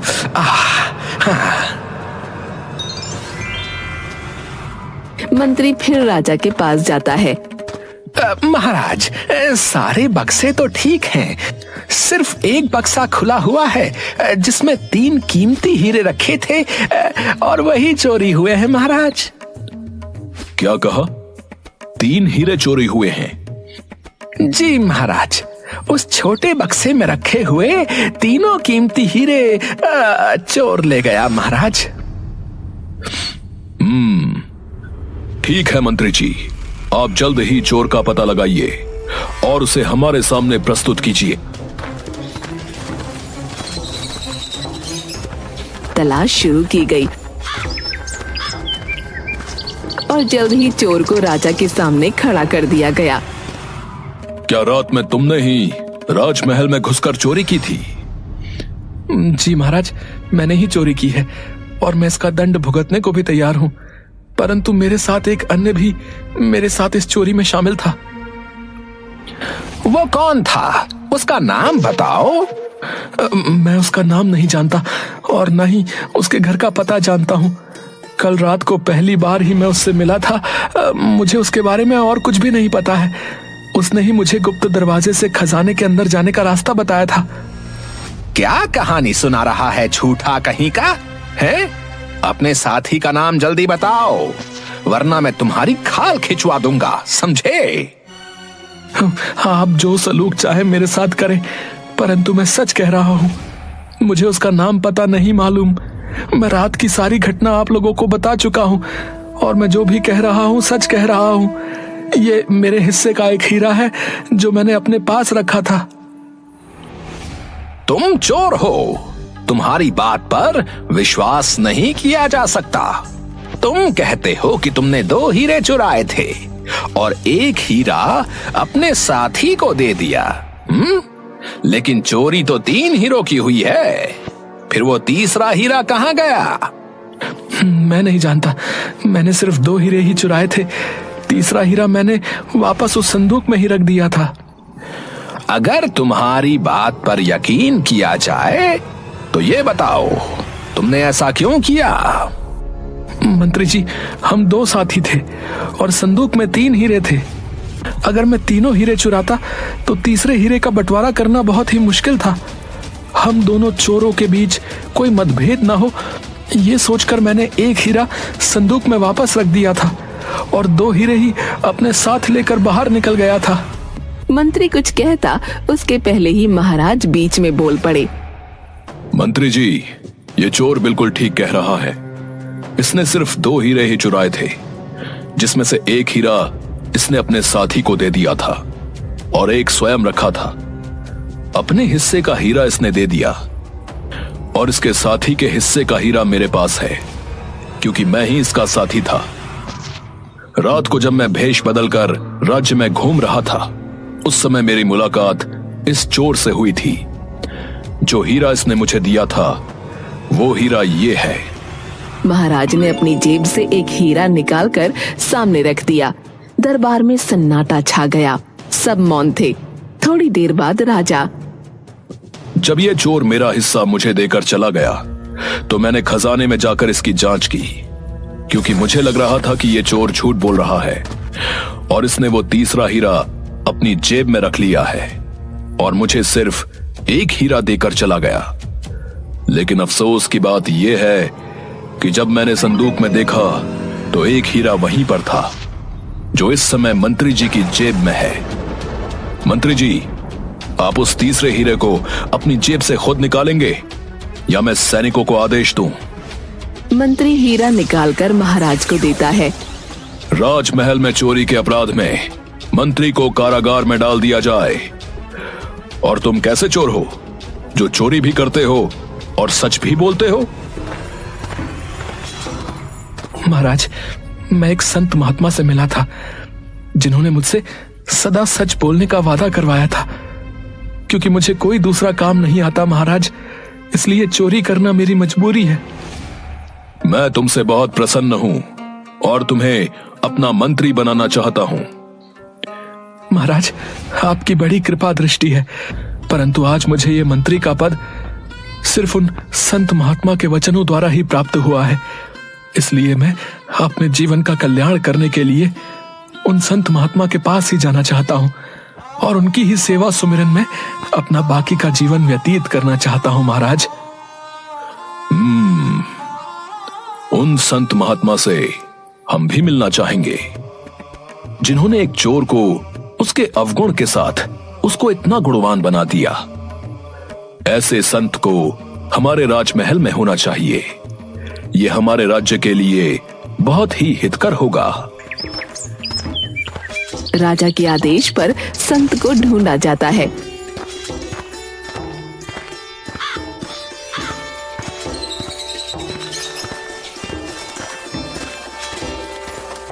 संत को राज्य का राजगुरु बना दिया जाता है। और संत के आदेश को मानकर चोर राज्य का मंत्री बनने को तैयार हो जाता है। इस तरह संत और चोर दोनों ही उस चाणक्यपुरी राज्य का हिस्सा बन जाते हैं। चंदन नगर गाँव से 2 किलोमीटर दूर नदी किनारे एक टूटा फूटा मंदिर था। कहते हैं कि कभी चंदन नगर गाँव उस नदी के किनारे बसा था, लेकिन बार बार बाढ़ आने के चलते और नदी की दिशा बदलने की वजह से 200 साल पहले चंदन नगर वर्तमान जगह पर बस गया। वो पुराना मंदिर आज भी नदी किनारे ही विराजमान है। इस मंदिर को गांव वाले भूतिया मंदिर भी कहते हैं। एक दिन बहुत तेज बारिश हो रही थी और बिजली भी चमक रही थी। गांव का भुवन काम से लौट रहा था। उसके कुछ ही दूरी पर गांव का नाई कनुआ कहीं से वापस लौट रहा था। अचानक से बिजली चमकी और मंदिर का घंटा बजने की आवाज आई। हे भगवान, आज क्या अनर्थ होगा पता नहीं, सब सुख रखना। तभी घंटे की आवाज और तेज होती गई और उसके सामने से कनुआ नाई उड़ता हुआ मंदिर की तरफ से गायब हो गया। नहीं, ऐसा नहीं हो सकता, कनुआ चाचा। थोड़ी देर में बारिश रुक गई और भुवन भागता हुआ कनुआ के घर जा पहुंचा। चाची, वो मंदिर। बताओ रे भुवन को क्या हुआ? इतना घबराए हुए क्यों हो? सब मंगल तो है ना? नहीं चाची, कनुआ चाचा मंदिर के घंटे की आवाज में गायब हो गए। नहीं, ऐसा नहीं हो सकता। कह तो कि झूठ है। मेरी आंखों के सामने चाचा मंदिर की तरफ उड़ते हुए चले गए। मुझे माफ कर दो चाची, मैं कुछ नहीं कर सका। धीरज धरो बहू, अब इन गांव वालों को सब पता नहीं किन पापों का फल मिल रहा है। पिताजी, बहुत प्यास लगी है। एक बोतल पानी लाया था, वो दोपहर में ही खत्म हो गया था। जा नदी किनारे जाकर पी ले। क्या पिताजी, 1.5 किलोमीटर पानी पीने के लिए जाऊं? क्यों ना हम अपने खेत में एक कुआं खोद लें। मेरे सपने में भी आता है कि हमारे खेत में एक कुआं है। चल चुपचाप अपना काम कर। जब देखो उल्टा पुल्टा बात करता रहता है, आलसी कहीं का। 1.5 किलोमीटर चलने के चलते इनको खेत में ही कुआं चाहिए। अरे सपना में कुआं दिखता है। कल आलू भी निकलना है, माँ भी आएगी, 2 बोतल पानी भर लेना। माँ देखो ना, बोतल से पानी खेत में गिर गया। प्यास लगी है, क्यों ना हम अपने खेत में कुआं खोदें। सचमुच मेरे सपने में दिखता है कि अपने खेत में एक कुआं है। अब तो शाम हो ही गई है, घर जाकर पानी पी लेना बेटा। माँ, मैं थोड़ा चेतन के पास जाऊंगा, तुम लोग घर चले जाना। मैं उससे मिलकर रात में घर लौटूंगा। रतन और सुनीता घर चले जाते हैं। बंकू अपने दोस्त चेतन से मिलने जाता है। रात में घर पर, बेटी सुमति, पिताजी को थोड़ा खाना दे आ। रात के 9 बज गए हैं, नहीं तो वो सो जाएंगे। पता नहीं ये बंकू कहाँ रह गया। लाओ माँ, मैं दे देती हूँ। रतन के पास जाकर, पिताजी ये लीजिए आपका खाना। ठीक है बेटा, लाओ। बंकू अभी घर लौटा या नहीं अभी तक? नहीं पापा, बंकू भैया अभी तक नहीं आए हैं। तभी पुराने मंदिर के घंटे के बजने की आवाज आती है। आज वर्षों बाद पुराने मंदिर का घंटा बजा था। बहुत दिनों बाद आज फिर पुराने मंदिर के घंटे बज रहे हैं। जरूर कुछ अनर्थ होने वाला है। ये बंकू ना जाने कहाँ रह गया। तभी सुनीता दौड़ती हुई आती है। अजी सुनते हो, बाहर पुराने मंदिर के घंटे बज रहे हैं। अभी तक बंकू भी घर नहीं लौटा। गजब हो गया, जाने क्या होने वाला है। अरे भाग्यवान, आ जाएगा। घंटे की आवाज सुनी होगी तो वह अपने दोस्त के घर ही रुक गया होगा फिलहाल। काश आप जो कह रहे हो वैसा ही हो। अरे पिताजी, आप दोनों घंटे की आवाज सुनकर इतना डरे हुए क्यों हो? आखिर बात क्या है उस घंटे में? उसी समय दरवाजे पर कोई दस्तक देता है। लो, आ गया मेरा बेटा बंकू। भगवान का लाख लाख शुक्र है। सुमति, जब भैया आया है, खोल दे दरवाजा। सुमति जाकर दरवाजा खोलती है। अरे पंडित जी, प्रणाम। हाँ बेटा, मुखिया जी के यहाँ पूजा करवा कर लौट रहा था, तभी पुराने मंदिर का घंटा बजने लगा तो मैं यहाँ आ गया। अरे पंडित जी प्रणाम। आइए आइए, अंदर आइए। बड़े दिनों बाद पुराने मंदिर का घंटा बजा है। पता नहीं किस बदनसीब की किस्मत खराब है। वैसे तुम्हारे परिवार में तो सब सुरक्षित है ना? मुंह क्यों लटका हुआ है तुम्हारा? प्रणाम पंडित जी। देखिए ना, बंकू दोस्त के यहाँ गया था, अभी तक लौटा नहीं है। पुराने मंदिर से घंटे की आवाज आ रही है, चिंता लगी हुई है। धीरज रखो बहू, कुछ नहीं होगा बंकू को। भगवान भला करेंगे, जहाँ होगा सुरक्षित होगा। लेकिन उस पुराने मंदिर के घंटे की आवाज से सब इतना डरे हुए क्यों हैं? मुझे कोई बताता क्यों नहीं? ये तो कोई नहीं जानता बच्ची कि वो मंदिर का घंटा अपने आप बजता कैसे है, लेकिन जब भी बजता है गांव से कोई न कोई लापता जरूर हो जाता है। इसीलिए मंदिर का घंटा बजते ही सभी अपने अपने घर में घुस जाते हैं। तो इस घंटे को कोई खोलकर हटा क्यों नहीं देता? जिसने भी घंटा को हटाने की कोशिश की उसी क्षण उसे लकवा यानी पैरालिसिस मार दिया। ओह, लेकिन ऐसा होता क्यों है? हमारे पूर्वज बताते हैं कि सदियों पहले उस मंदिर के पुजारी की हत्या चोरों ने कर दी थी और कीमती आभूषणों और मूर्तियों को लेकर भाग गए। पर किसी गांव वाले ने पंडित जी की मदद नहीं की? पंडित ने जोर जोर से घंटा बजाया, लेकिन सर्दी के 12 बजे ठंडी रात होने के कारण कोई भी गांव वाले मदद के लिए नहीं गया। कहा जाता है कि उस पुजारी की आत्मा आज भी मंदिर में ही मौजूद है। जब जब पुजारी की आत्मा कुहकती है, मंदिर का घंटा बजने लगता है और गांव का कोई न कोई व्यक्ति गायब हो जाता है। उधर घंटा बजने के पहले बंकू अपने दोस्त चेतन के घर पर था। चेतन, रात काफी हो गई है, अब मैं चलता हूँ। पिताजी खाना खाते समय मुझे खोजते हैं। दरअसल मैं और पिताजी रात का खाना साथ में खाते हैं। ठीक है यार, तुम्हारे साथ भी पता नहीं चला कि टाइम कैसे गुजर गया, इतनी रात हो गई।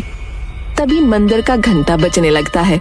अरे बंकू, थोड़ी देर रुक जा यार, पुराने मंदिर का घंटा बजने लगा, जरूर कुछ होने वाला है। नहीं यार, पहले ही काफी लेट हो चुका है, पिताजी मेरे बिना खाए सो जाएंगे। और वैसे भी मैं इस अंधविश्वास को नहीं मानता। ठीक है, चलता हूँ, 10 मिनट में घर पहुँच जाऊंगा। चेतन के बार बार मना करने के बावजूद बंकू वहाँ से अपने घर की ओर चल देता है। जैसे जैसे वह चलता जाता, उसके कानों में पुराने मंदिर के घंटे की आवाज तेज होती जाती। घंटे की आवाज अब उसके कानों में इतनी तेज हो गई कि वो दोनों हाथों से कानों को ढक लेता है। फिर भी घंटे की आवाज उसके कानों में नश्तर की तरह चुभ रही थी। इस दौरान कब उसका पैर मंदिर की ओर चल पड़ा, उसे पता भी नहीं चला। एकाएक वो देखता है कि वो मंदिर के पास खड़ा है और घंटा लगातार बजे जा रहा है। वो कुछ समझ पाता इससे पहले ही घंटा चुंबक की तरह उसे खींच लेता है और घंटे के अंदर बंकू ऐसे समा जाता है जैसे घंटा कोई ब्लैक होल हो। इसके साथ ही घंटे की आवाज आनी बंद हो जाती है। इधर रतन के घर। चलो, घंटे की आवाज तो बंद हुई, भगवान करे कहीं कोई हादसा ना हुआ हो। ठीक है रतन, अब मैं चलता हूँ। बंकू भी तुम्हारा 10-15 मिनट में आ ही जाएगा। ठीक है पंडित जी, प्रणाम। सुनो जी, टॉर्च लेकर चेतन के यहाँ जाकर देखाओ। घंटे की आवाज तो बंद हुए आधा घंटा हो गया, बंकू अभी तक घर नहीं लौटा। तुम ठीक कह रही हो सुनीता, मैं अभी जाकर चेतन के घर बंकू को देख कर आता हूँ। सुमति, जरा टॉर्च तो लाना। रतन पूरा रास्ता टॉर्च से बंकू को खोजते हुए चेतन के घर पहुंचा। वो दरवाजा खटखटाता है। अरे अंकल, आप, बंकू तो यहाँ से आधा घंटा पहले ही चला गया, जब घंटा बज रहा था। अभी तक घर नहीं पहुँचा क्या? नहीं बेटा, अभी तक तो बंकू घर नहीं पहुँचा, लेकिन जब पुराने मंदिर का घंटा बज रहा था तब उसे जाने क्यों दिए? अंकल, मैं बार बार उसे मना कर रहा था कि अभी मत जा, लेकिन वो बोला कि मैं अंधविश्वास में नहीं मानता। मेरे पिताजी मेरे बगैर खाना नहीं खाते और वो उसी समय चला गया। चेतन और रतन दोनों मिलकर बंकू को बहुत ढूंढते हैं, लेकिन बंकू कहीं नहीं मिलता। रतन के घर पर हाहाकार मच जाता है। जैसे तैसी रात गुजरती है। सुबह होते ही रतन के घर पर लोगों की भीड़ उमड़ पड़ती है। रतन भाई, मुझे अभी अभी पता चला कि घंटे की आवाज जो रात में हुई थी उसके बाद से तुम्हारा बंकू गायब है। मुझे इस बात का बहुत अफसोस है, लेकिन इसमें हम लोग कर भी क्या सकते हैं। सरपंच साहब, बंकू मेरा इकलौता बेटा था, वह पूजा पाठ अंधविश्वास को नहीं मानता था। कितनी बार उसे समझाया लेकिन वह नहीं माना। आज उसी का फल हम लोग भोग रहे हैं। नियति के आगे हम सब लोग बेबस हैं। मैं जानता हूँ कि तुम्हारे ऊपर क्या बीत रहा है। हम लोग तो सिर्फ सांत्वना ही दे सकते हैं। हाँ, बेटा तो चला गया, अब तो सिर्फ सांत्वना ही हमारे हिस्से बचा है। अभी कल ही वह कह रहा था कि पिताजी एक कुआं खेत में खुदवा दीजिए। मेरे सपने में आता है कि अपने खेत में एक कुआं है। 2-3 दिन बाद गांव में एक दुष्ट पंडित बाबा चूरन दास आते हैं। उसे पता चलता है कि रतन के घर से उसका इकलौता बेटा बंकू गायब हो गया है। इसी बात का वो फायदा उठाने की सोचता है और रतन के घर पर पहुंचता है। अलख निरंजन, कोई घर पर है बच्चा? बच्चा तो नहीं रहा। लीजिए महाराज, ये 1 किलो चावल स्वीकार कीजिए। नहीं माता, मैं भिक्षा मांगने नहीं आया। मुझे मालूम है कि तुम्हारा बच्चा पिछले दिनों गायब हो गया है। कोई बात नहीं, हम उसे वापस लाएंगे। महाराज की जय हो। कोई भी उपाय करे महाराज, कैसे भी मेरा बच्चा मुझसे मिलवा दे। नारायण नारायण, तुम्हारा बच्चा तुम्हें जरूर मिलेगा माता। बस थोड़ा सा दान पुण्य करना होगा। घर में जितना भी सोना है उसका त्याग करना होगा। महाराज, सोने जैसे बेटे के सामने ये नकली सोना किस काम का। मैं अभी आपको घर में रखा सारा सोना जेवर लाकर देती हूँ। सुनीता घर में रखा सारा सोने का गहना लाकर बाबा चूरन दास को दे देती है। ये लो बाबा, मेरे यहाँ जितने भी सोने के गहने थे वो सब मैं ले आई। रुको, ये कान में मेरी बाली भी ले लो। मुझे मेरे बेटे से मिलवा दो बाबा। अलख निरंजन, अब चलो, हमें पुरानी मंदिर चलना होगा। वहीं तुम्हारा बेटा तुमसे मिलेगा। बाबा चूरन दास सुनीता के परिवार को पुराने मंदिर की ओर ले चल पड़ते हैं। जल्दी ये बात पूरे गांव में फैल जाती है। बाबा चूरन दास बंकू को वापस लाएंगे। जिनके बच्चे या परिवार का कोई सदस्य अभी तक गायब हुए थे, सब अपने अपने घर के गहने लाकर बाबा चूरन दास के पास पहुंच जाते हैं। बाबा, ये लो मेरे घर के सारे गहने, हमारे बच्चे को वापस ले आओ। बाबा, मेरा भी चाचा को वापस ला दो। ये लो गहने, मेरे पिताजी को वापस ले आओ। ये लो गहने। जल्द ही बाबा के पास सोने के आभूषणों का अंबार लग जाता है। आप लोग शांति बनाए रखें, सभी को उसके परिजन मिल जाएंगे। अभी हम एक हवन करेंगे। चूरन दास मास्क पहनकर हवन में कुछ भस्म फेंकता है, जिससे पूरे मंदिर परिसर में धुआं फैल जाता है और धुएं में सारे लोग बेहोश हो जाते हैं। चूरन दास फौरन सारे जेवर समेटकर एक बोरे में भरकर भागने लगता है। तभी मंदिर में टंगे घंटे से एकाएक किरणें निकलती हैं और चूरन दास वहीं पर अपाहिज हो जाता है। थोड़ी देर बाद सभी को होश आता है। मुझे बचा लो, कोई मुझे बचाओ, मैं पूरी तरह अपाहिज हो चुका हूँ। मैंने तुम लोगों के साथ धोखा किया है। हे भगवान, अब किसी के साथ धोखा नहीं करूँगा।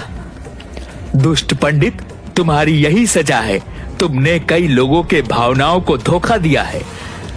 अब पड़े रहो यहीं। उधर सुनीता ने रात में कहा था कि उसके बेटे की आखिरी इच्छा खेत में कुआं खुदवाने की थी, इसलिए रतन बंकू को याद कर खेत में कुआं खोद रहा होता है। तभी उसे जमीन के अंदर से कुछ मूर्तियां और आभूषण मिलते हैं। वो इसकी खबर सरपंच और पंडित ज्ञानचंद को देता है। जरूर यह मूर्तियां वही पुराने मंदिर की है जो सैकड़ों साल पहले गायब हुए थे। शायद चोरों ने इसे यहाँ पर छुपा रखा था। अगर ऐसी बात है तो पंडित जी, इन मूर्तियों को गंगा जल से धोकर फिर से वहीं स्थापित किया जाए। पंडित ज्ञानचंद उन मूर्तियों को फिर से पुराने मंदिर में प्रतिस्थापित करवा देता है। तभी जोर से घंटे बजने लगते हैं। सभी लोगों में हाहाकार मच जाता है, क्योंकि सभी आज घर के बाहर मंदिर के पास खड़े थे। तभी अचानक सुमति चिल्लाती है, अरे माँ देखो, घंटी में से बंकू भैया निकल कर आ रहे हैं। अरे ओ गिरधारी मेरे भाई, बरसों पहले तुम बिछड़ गए थे। जय हो देवी माँ, तेरी लीला अपरंपार है। अरे रामधन भी, सभी लोग निकल रहे हैं। आप आ गए, मुझे यकीन था आप आओगे। घंटे में से गायब हुए लोगों को निकलता हुआ सब देख रहे थे। किसी का बेटा, किसी की बहन, किसी के चाचा, किसी के दादा, सब लोग अपने परिजनों से मिलकर बहुत खुश थे। अरे मैं ठीक हो गया, जय हो बाबा, जय भगवान, तेरी महिमा तू ही जाने। चूरनदास, भगवान ने तुझे नया जन्म दिया है, इसीलिए इस जन्म में तुम अच्छे कर्म करो, तुम इस मंदिर का देखभाल करो, यही भगवान का आदेश है। मैं जीवन भर इसी चौखट पर पड़ा रहूंगा, मुझे मोक्ष यही मिलेगा। शायद आज इस मंदिर के पुजारी की आत्मा को शांति मिला होगा। मंदिर में भगवान फिर से स्थापित हो चुके हैं। इस घटना को आज कई साल बीत गए, लेकिन फिर मीरा की शादी को 2 साल हो गए थे। मीरा सरकारी टीचर थी।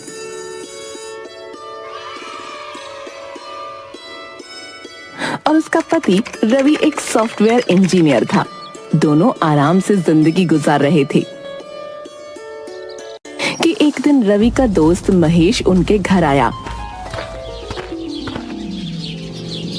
यार रवि, तेरी बीवी तो सरकारी टीचर है, भगवान झूठ न बुलवाए, तुझे भला प्राइवेट नौकरी में धक्के खाने की क्या जरूरत है यार? मैं समझा नहीं, तू कहना क्या चाहता है? यार तू बचपन से ही बड़ा भोला यार है। मुझे देख, मेरी बीवी भी सरकारी नौकरी करती है और मैं आराम से घर में ऐश करता हूँ। मैं फिर भी नहीं समझा यार। अरे यार नौकरी छोड़ के नहीं देता है, ऐश कर मेरी तरह।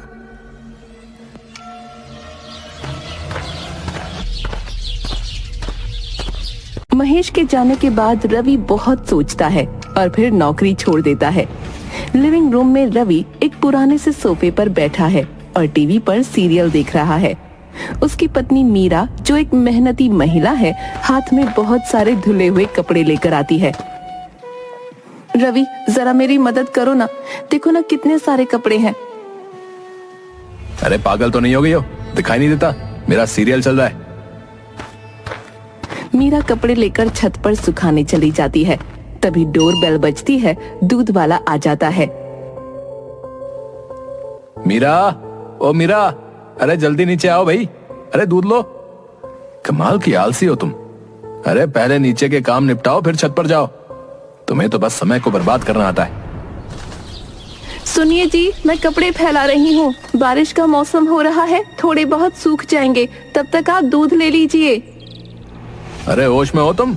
अरे तुरंत नीचे आओ और दूध लो। और हाँ, साथ ही साथ गरम गरम चाय बनाना और कुछ पकौड़े भी तल देना। बढ़िया मौसम हो रहा है, टीवी देखने का मजा आ जाएगा। मीरा चुपचाप नीचे आती है और दूध लेकर रवि के लिए चाय बनाती है।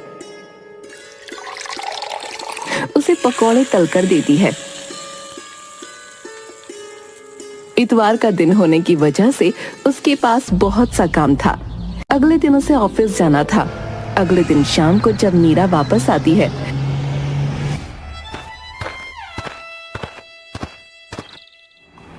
अरे वाह वाह, अरे सही समय पर आई हो। आलसियों की तरह कुर्सी पर क्या बैठ गई?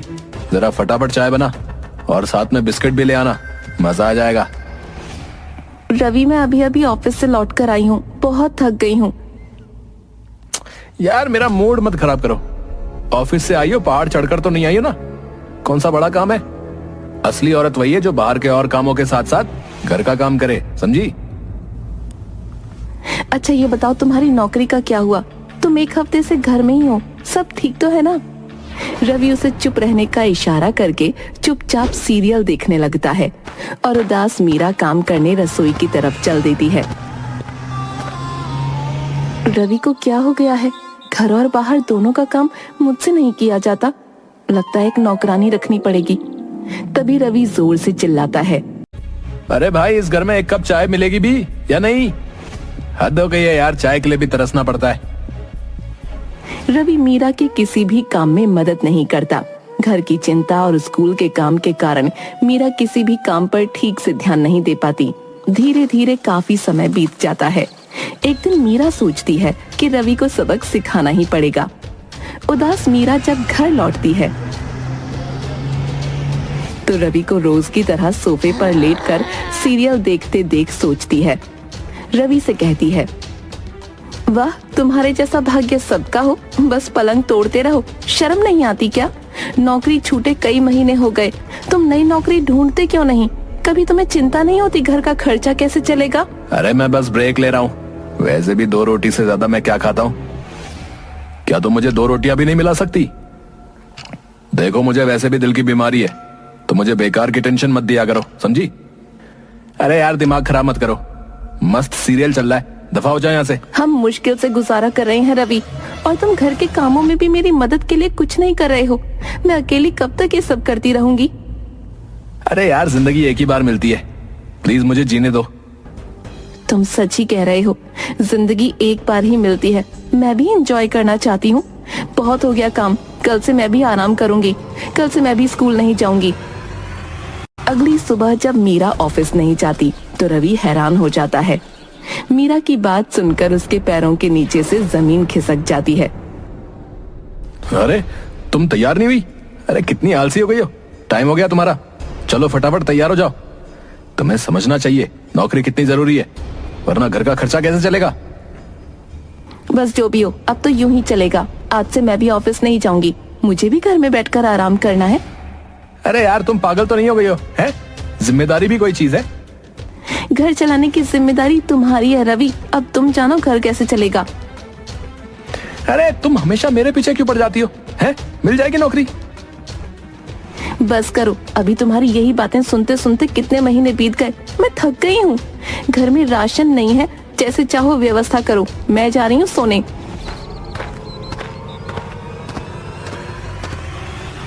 घंटी बजती है। दूध वाला रवि से कहता है, साहब दूध के पैसे दे दीजिए, महीने भर का बिल जो है 5500 हुआ है। कल दीदी ने कहा था अब आप ही पेमेंट करेंगे। दूध वाला बात कर ही रहा होता है कि प्रेस वाला आ जाता है। रवि को नमस्ते करके कहता है, भैया 275 हुए हैं और दीदी ने बताया था अब पैसे आप ही देंगे। भैया जरा जल्दी से पैसे दे दीजिए, दुकान पर कोई भी नहीं है। अरे एक मिनट यार, आता हूं मैं भी। मीरा ये क्या बकवास है? ये सब मुझसे पैसे मांग रहे हैं, भला मैं उन्हें पैसे कहां से दूं? तो ठीक है, उनसे थोड़ा समय मांग लीजिए, मैं क्या कर सकती हूँ, मैंने तो नौकरी छोड़ दी है। घंटी फिर बजती है। बाहर से आवाज आती है, भैया बिजली के बिल वाले भी आए हैं, पैसे मांग रहे हैं, उनके भी पैसे लेते आइएगा वरना बिजली काट देंगे। मीरा ये तुम ठीक नहीं कर रही हो, सारी दुनिया के सामने मेरी बेइज्जती करवाना चाहती हो। ठीक है, मेरी बात ध्यान से सुनो, मैं सबके पैसे दे दूंगी, लेकिन अगर तुम मेरे साथ यहाँ रहना चाहते हो तो तुम्हें जल्दी से जल्दी नौकरी ढूंढनी होगी, वरना क्या वरना? तुम कहना क्या चाहती हो? माना कि ये घर तुम्हारे पापा का दिया हुआ है, पर तुम मेरी पत्नी हो, ऐसी बातें करते हुए तुम्हें शर्म नहीं आती? खैर फिर भी बोलो, तुम कौन सी शर्त की बात कर रही थी? तुम्हें नौकरी नहीं मिली तो जो होगा उसके जिम्मेदार तुम होगे। ये क्या बकवास है? मैं तुम्हारा पति हूँ, तुम भला ऐसे कैसे कह सकती हो? मैं मजाक नहीं कर रही हूँ रवि, याद रखो, वरना खुद ही पता चल जाएगा कि मैं क्या कर सकती हूँ। रवि का दोस्त महेश उससे मिलने घर आता है। हाँ भाई क्या बात है भाई, बड़ा उदास लग रहा है भाई, आजकल तो शाही जीवन जी रहा होगा है? मेरी सलाह काम नहीं आई क्या? अरे क्या बताऊं यार, बड़ा बदकिस्मत हूँ। मेरी बीवी को तो जैसे मेरा आराम करना बड़ा भारी लगता है, वो मुझे कभी सुख से जीते हुए देख ही नहीं सकती। हाँ भाई, अरे दिल के छोटा करता है यार है? चल एक काम करते हैं, आज बाहर चलते हैं, बाहर निकलेगा तो मन बहल जाएगा। हाँ अरे इन औरतों का क्या है, मेरी बीवी ने जब ऐसा हंगामा बताया था तो मैंने उसे तलाक देने का अल्टीमेटम दे दिया था, उसके बाद भीगी बिल्ली बन गई। हाँ ये तू क्या कह रहा है यार? मैं अपनी बीवी को तलाक नहीं दे सकता, मैं उससे प्यार करता हूँ यार। अबे यार यही तो प्रॉब्लम है तुम लोगों की यार, है? तुम लोग इमोशनल हो जाते हो यार, है? तेरे अंदर हिम्मत नहीं है तो ये ले एक बोतल खाली कर और आज अपनी बीवी की सही तरह से खबर ले यार, उसके बाद देख जीने का क्या मजा आता है। महेश उसे खूब शराब पिलाता है और घर छोड़ देता है। मीरा उसे नशे में देखकर जोर से चिल्लाती है, अच्छा तो तुम्हारे ये नए शौक शुरू हो गए हैं? तुमसे कमाया नहीं जाता और शराब पीकर घर आ गए। ज्यादा बकवास करने की जरूरत नहीं है। ज्यादा बोलने की कोशिश की तो तुझे तलाक दे दूंगा। अच्छा, तो तुम मुझे तलाक दोगे? कभी सोचा है मुझे तलाक देने के बाद क्या खाओगे? सड़क पर भीख मांगनी पड़ेगी तुम्हें। वैसे भी मुझे क्या तुम तलाक दोगे? कल तुम्हें मैं खुद वकील का नोटिस भिजवा दूंगी। सुबह उठकर रवि को सब याद आ जाता है कि उसने क्या किया।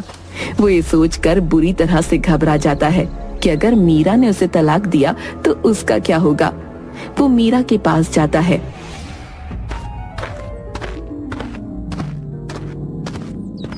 और कहता है, मीरा मुझे माफ कर दो, कल थोड़ी सी ज्यादा हो गई थी, इसलिए मैं होश में नहीं था। मैं वादा करता हूँ अब मैं नौकरी ढूंढ कर ही तुम्हारे सामने आऊंगा, पर अपने मुंह पर अब तलाक की बात कभी नहीं लाना। ठीक है रवि, अब मुझसे तभी बात करना जब तुम्हारी नौकरी लग जाएगी। उससे पहले मैं तुमसे कोई बात नहीं करना चाहती। तुम्हारे पास आज से 1 महीने का समय है। इतना होने के बाद भी आलसी रवि को काम करने की इच्छा नहीं थी, लेकिन मीरा को बेवकूफ बनाने के लिए रवि नौकरी ढूंढने का बहाना करता है और घर से बाहर निकलता है। इधर उधर समय बिताकर वापस आ जाता है।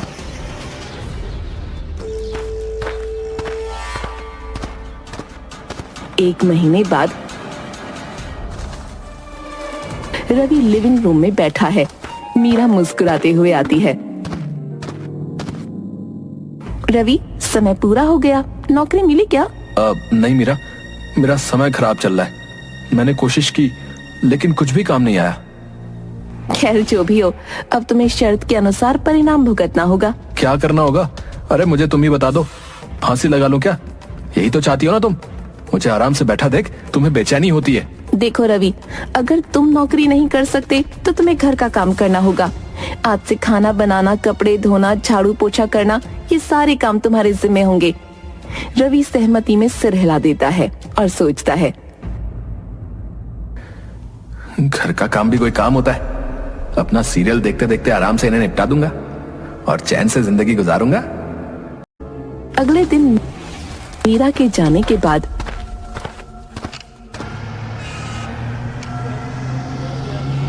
रवि किचन में जाता है।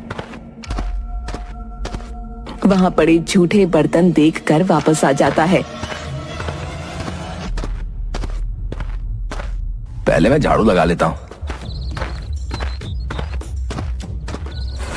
एक कमरे में झाड़ू लगाने के बाद वो फिर टीवी के पास आकर बैठ जाता है। ये कोई काम है? बहुत भूख लग रही है, पहले कुछ खा लेता हूँ फिर काम करूंगा। किचन में जाता है पर वहां कुछ भी नहीं होता। वो फिर अपने सोफे पर आकर बैठ जाता है और सीरियल देखने लगता है। इस तरह पूरा समय बीत जाता है, लेकिन रवि कोई भी काम नहीं कर पाता। भूख से उसके पेट में दर्द होने लगता है। तभी ऑफिस से मीरा वापस आती है।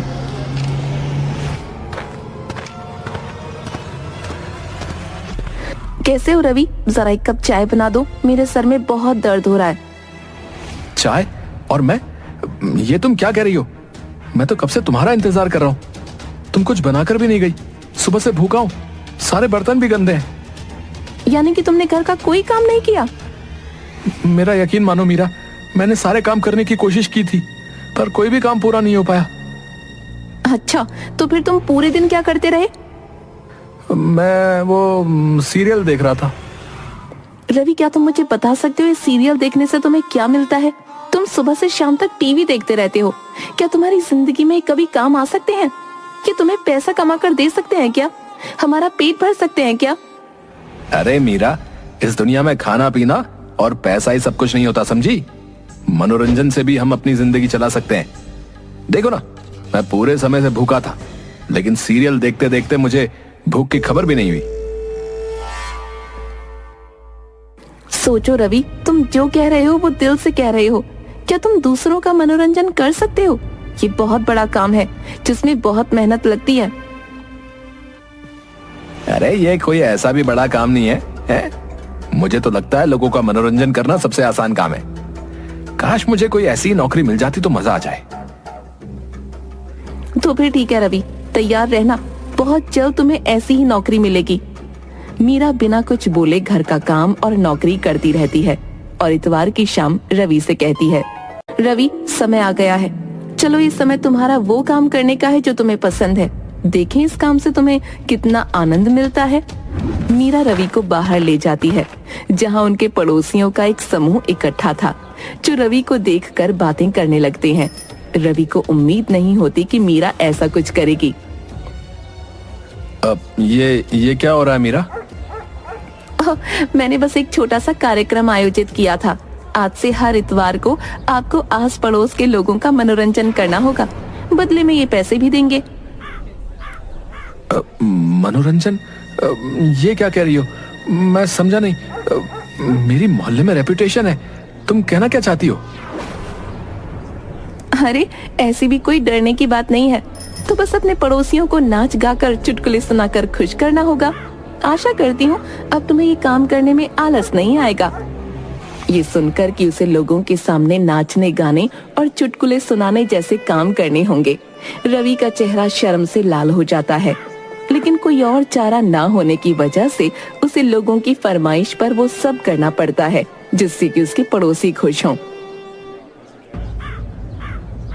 अरे रवि जी, जरा चिकनी चमेली वाला डांस दिखाइए ना। रवि जी लीजिए मेरा दुपट्टा पहनकर नाचिए, ये रंग आपके ऊपर सूट करेगा।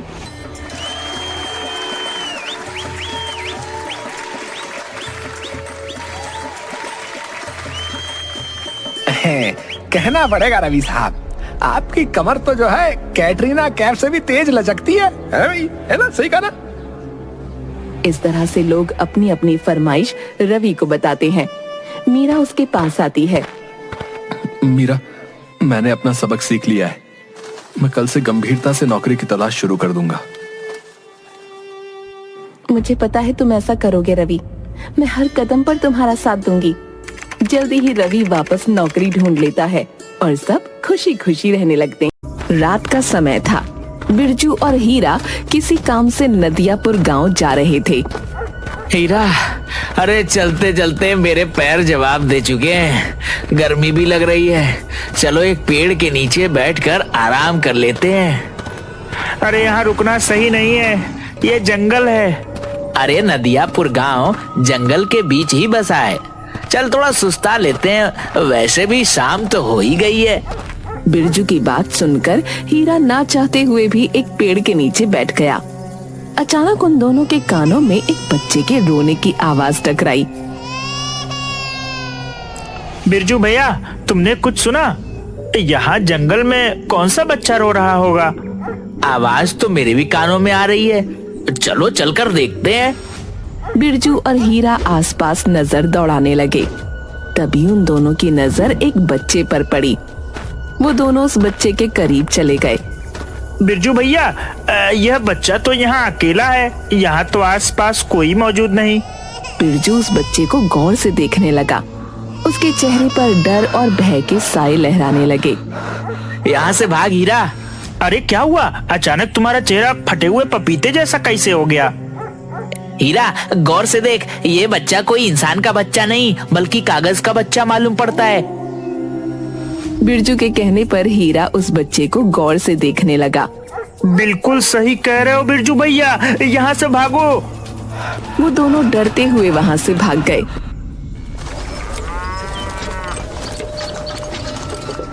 मगर उसी नदियापुर गांव में झुमरी नाम की एक सुंदर स्त्री अपनी 5 वर्षीय बेटी चमकी और पति के साथ रहती थी।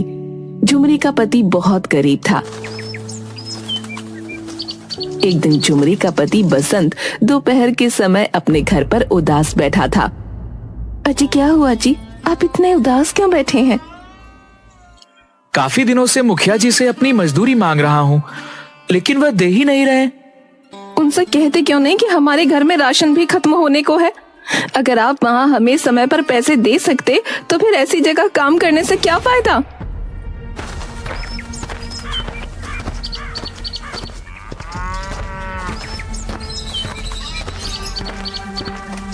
क्या बात है बसंत, तुम यहाँ कैसे? मुखिया जी, आपने मुझे 6 महीने से मेरी मजदूरी नहीं दी, मेरे घर पर राशन खत्म होने का है। मत भूलिए मेरे घर पर मेरी पत्नी और मेरी बेटी मेरी जिम्मेदारी हैं। तो मैं क्या करूं? तूने क्या अपनी बच्ची क्या मुझसे पूछकर पैदा की थी क्या? मुखिया जी मैं तो बस अपने पैसे मांग रहा हूँ, मुझसे बदतमीजी से बात मत कीजिए। तुमने नौकरों को ज्यादा सिर पर चढ़ा रखा है मुखिया। अगर ये मेरा नौकर होता तो मैं इसका लात घूसों से ऐसा स्वागत करता कि ये फिर कभी किसी से जुबान लड़ाने की काबिल नहीं रहता। तो फिर इस नेक काम में मैं क्यों देरी करूं? इतना बोलकर मुखिया बसंत को बुरी तरह से पीटने लगा और उसे धक्के देकर बाहर निकाल दिया। या नहीं देता तेरे पैसे, जिससे शिकायत करनी है कर ले, जो उखाड़ना है उखाड़ ले। बसंत रोते हुए घर आ गया।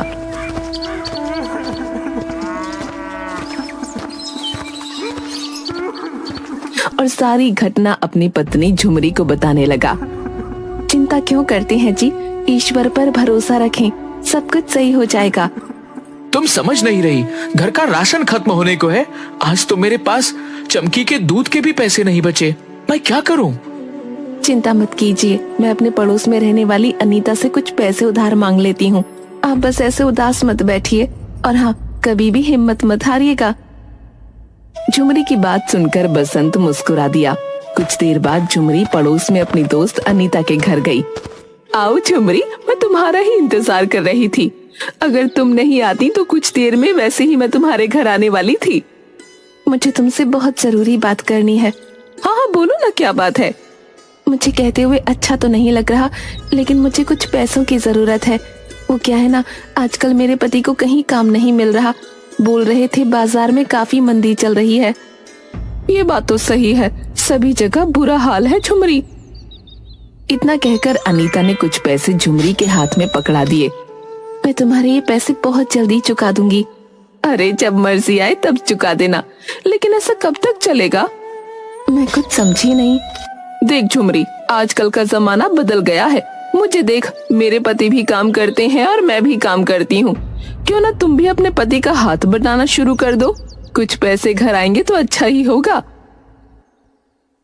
तुम सही बोल रही हो अनीता, मन तो मेरा भी बहुत करता है, लेकिन मुझे कोई काम भी तो नहीं आता।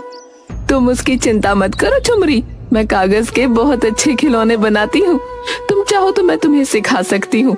जिस तरह से बाजार में मैं ठेला लगाकर कागज के खिलौने बेचती हूँ, उसी तरह तुम भी बेचना, एक से भले दो। झुमरी को अनीता का ये उपाय पसंद आया। उस दिन के बाद झुमरी अनीता के साथ कागज के खिलौने बनाना सीखने लगी और कुछ ही दिनों में झुमरी कागज के खिलौने बनाने में निपुण हो गई।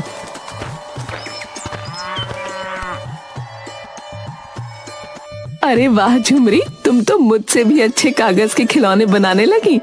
मुझे तो विश्वास ही नहीं हो रहा। नहीं अनीता, तुमसे अच्छे तो मैं कभी नहीं बना सकती, आखिर तुम मेरी गुरु ठहरी। ठीक है झुमरी, तुम पहले इम्तिहान में तो पास हो गई, बल्कि यूं कहो फर्स्ट डिवीजन से पास हुई हो। और तुम्हारी दूसरी और आखिरी परीक्षा और होनी है। अब मुझे कौन सी परीक्षा पास करनी है? कल तुम मेरे साथ बाजार में खिलौने बनाकर बेचोगी, देखते हैं किसके खिलौने ज्यादा बिकते हैं।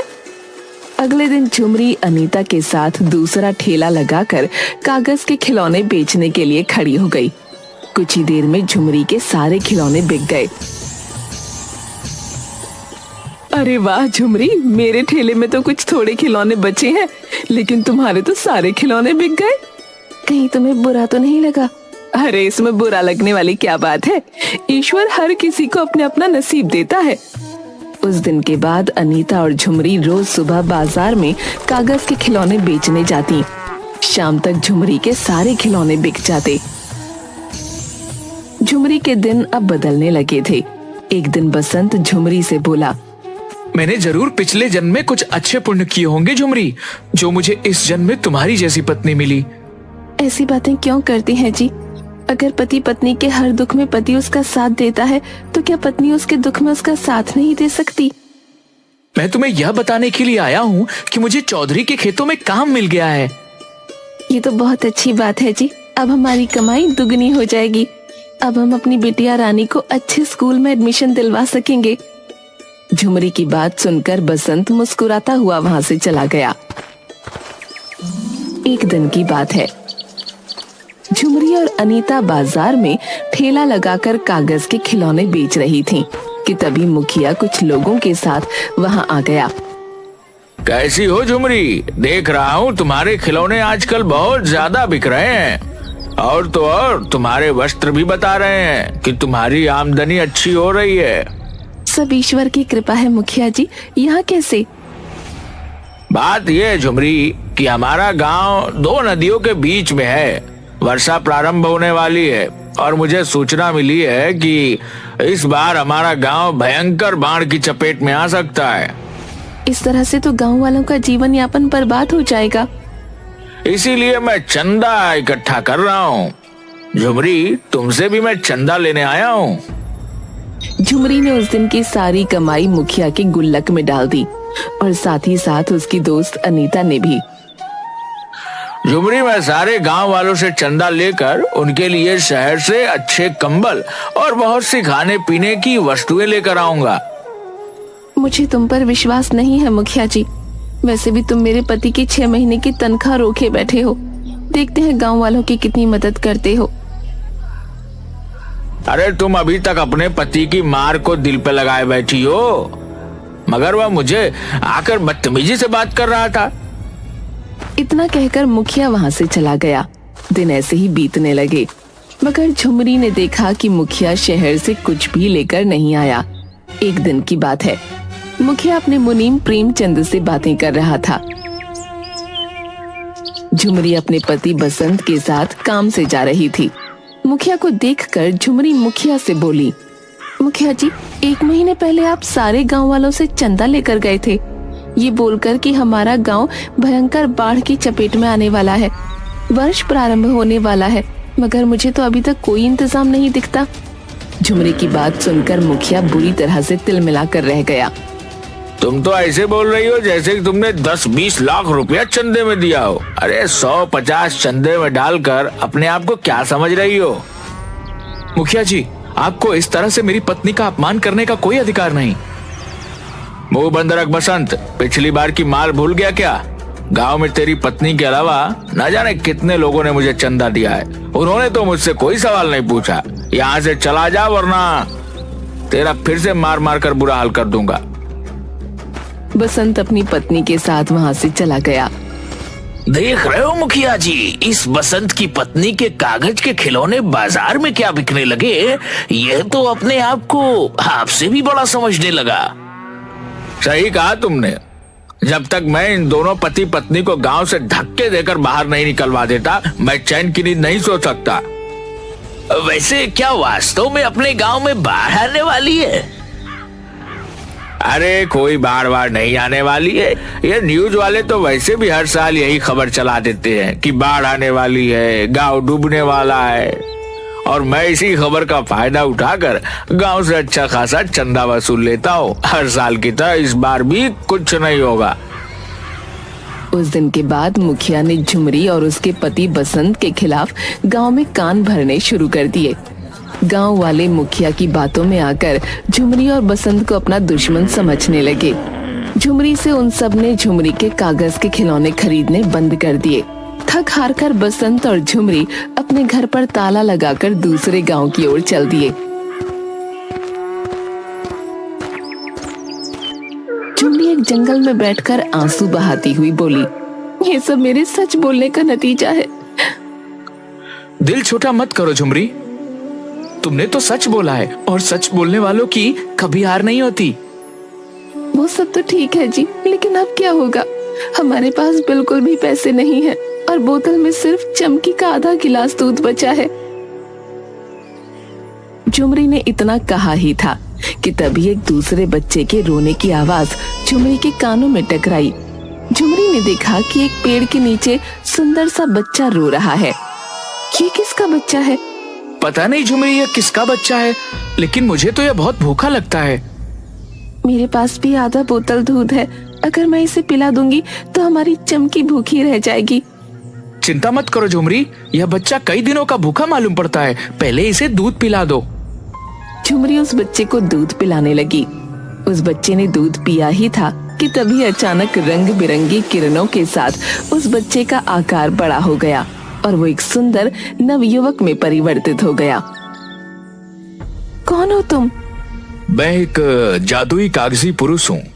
मुझे तुम्हारे बारे में सब पता है। तुम्हारे पास सिर्फ आधी दूध की बोतल थी और तुमने अपने बच्चों को ना पिलाकर वह मुझे पिला दी। मैं तुम्हें वरदान देता हूँ कि तुम अब से जो भी कागज के खिलौने बनाओगी उनमें जादुई शक्तियां आ जाएंगी। और मैं तुम्हें एक राज की बात बताने वाला हूँ। तुम्हारा गांव भयंकर बाढ़ की चपेट में आने वाला है। कल तुम्हारे गांव में तबाही ही तबाही मच जाएगी।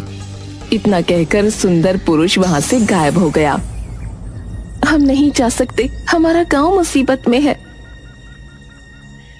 तुम सही कहती हो झुमरी, हमें गांव वालों की मदद करनी चाहिए। और वैसे भी उस मुखिया ने हमारे खिलाफ गांव वालों के कान भरे हैं, वरना गांव वाले बुरे नहीं हैं। झुमरी और बसंत दोबारा अपने गांव वापस आ गए। झुमरी ने कल की तैयारी करनी शुरू कर दी। उसने एक बहुत सुंदर कागज की नाव बनाई। उसने उस नाव में अलग अलग तरह के बहुत सुंदर सुंदर घर बनाए। देखते ही देखते उसकी कागज की सुंदर बड़ी नाव बहुत बड़ी हो गई और एक विशाल नाव में परिवर्तित हो गई। झुमरी अपने परिवार को लेकर उस नाव में चली गई। अरे झुमरी, यह तो लग ही नहीं रही कि ये कागज की है। इसकी दीवारें तो पत्थर से भी मजबूत मालूम पड़ रही हैं। उसने सही कहा था, इसके अंदर अद्भुत जादुई शक्तियां आ गई हैं। अगले दिन भयंकर बारिश शुरू हो गई। देखते ही देखते पूरे गांव को बारिश की बाढ़ ने अपनी चपेट में ले लिया। गांव वालों में हाहाकार मच गया और झुमरी नाव बाढ़ में तैराने लगी। झुमरी ने देखा कि उसकी दोस्त अनीता पानी में डूब रही थी। झुमरी ने तुरंत नाव को वहां जाने का आदेश दिया। अनीता, कागज की नाव के ऊपर आ जाओ। ये कैसा चमत्कार है? वो सब बातें बाद में करेंगे, पहले अपने परिवार को लेकर ऊपर आ जाओ। तुम्हारा परिवार सुरक्षित रहेगा। अनीता अपने परिवार को लेकर नाव पर चढ़ गई। उसने गांव के सभी लोगों को झुमरी की नाव के ऊपर ले लिया, सिवाय मुखिया के घर को छोड़कर। मुखिया दौड़ता हुआ आकर बोला, मुझे भी नाव में ले लो झुमरी, मुझे माफ कर दो, मुझसे बहुत बड़ी गलती हो गई। मेरा दिल तुम्हारी तरह नहीं है मुखिया जी, आओ अपने परिवार को लेकर नाव के ऊपर आ जाओ। मुखिया अपने परिवार को लेकर नाव पर चढ़ गया और झुमरी की ओर देखकर बोला, मुझे माफ कर दो। मैंने तुम्हारे साथ कितना बुरा सुलूक किया और उसके बाद भी तुमने मेरी कितनी मदद की। मुखिया जी, हमें हमेशा दूसरों की मदद करनी चाहिए, पता नहीं कौन कब किसके काम आ जाए। तभी अनीता झुमरी से बोली, झुमरी, बाढ़ बहुत ज्यादा भयंकर है। हमारे गांव के अलावा और भी गांव बाढ़ की चपेट में आ गए होंगे। हमें उन सबकी मदद करनी चाहिए। झुमरी को अनीता की बात पसंद आ गई।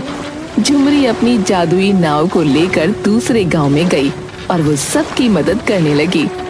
कुछ दिनों बाद बाढ़ का पानी जब उतर गया, तब झुमरी ने अपनी कागज की नाव में कागज के भोजन बनाना प्रारंभ कर दिए।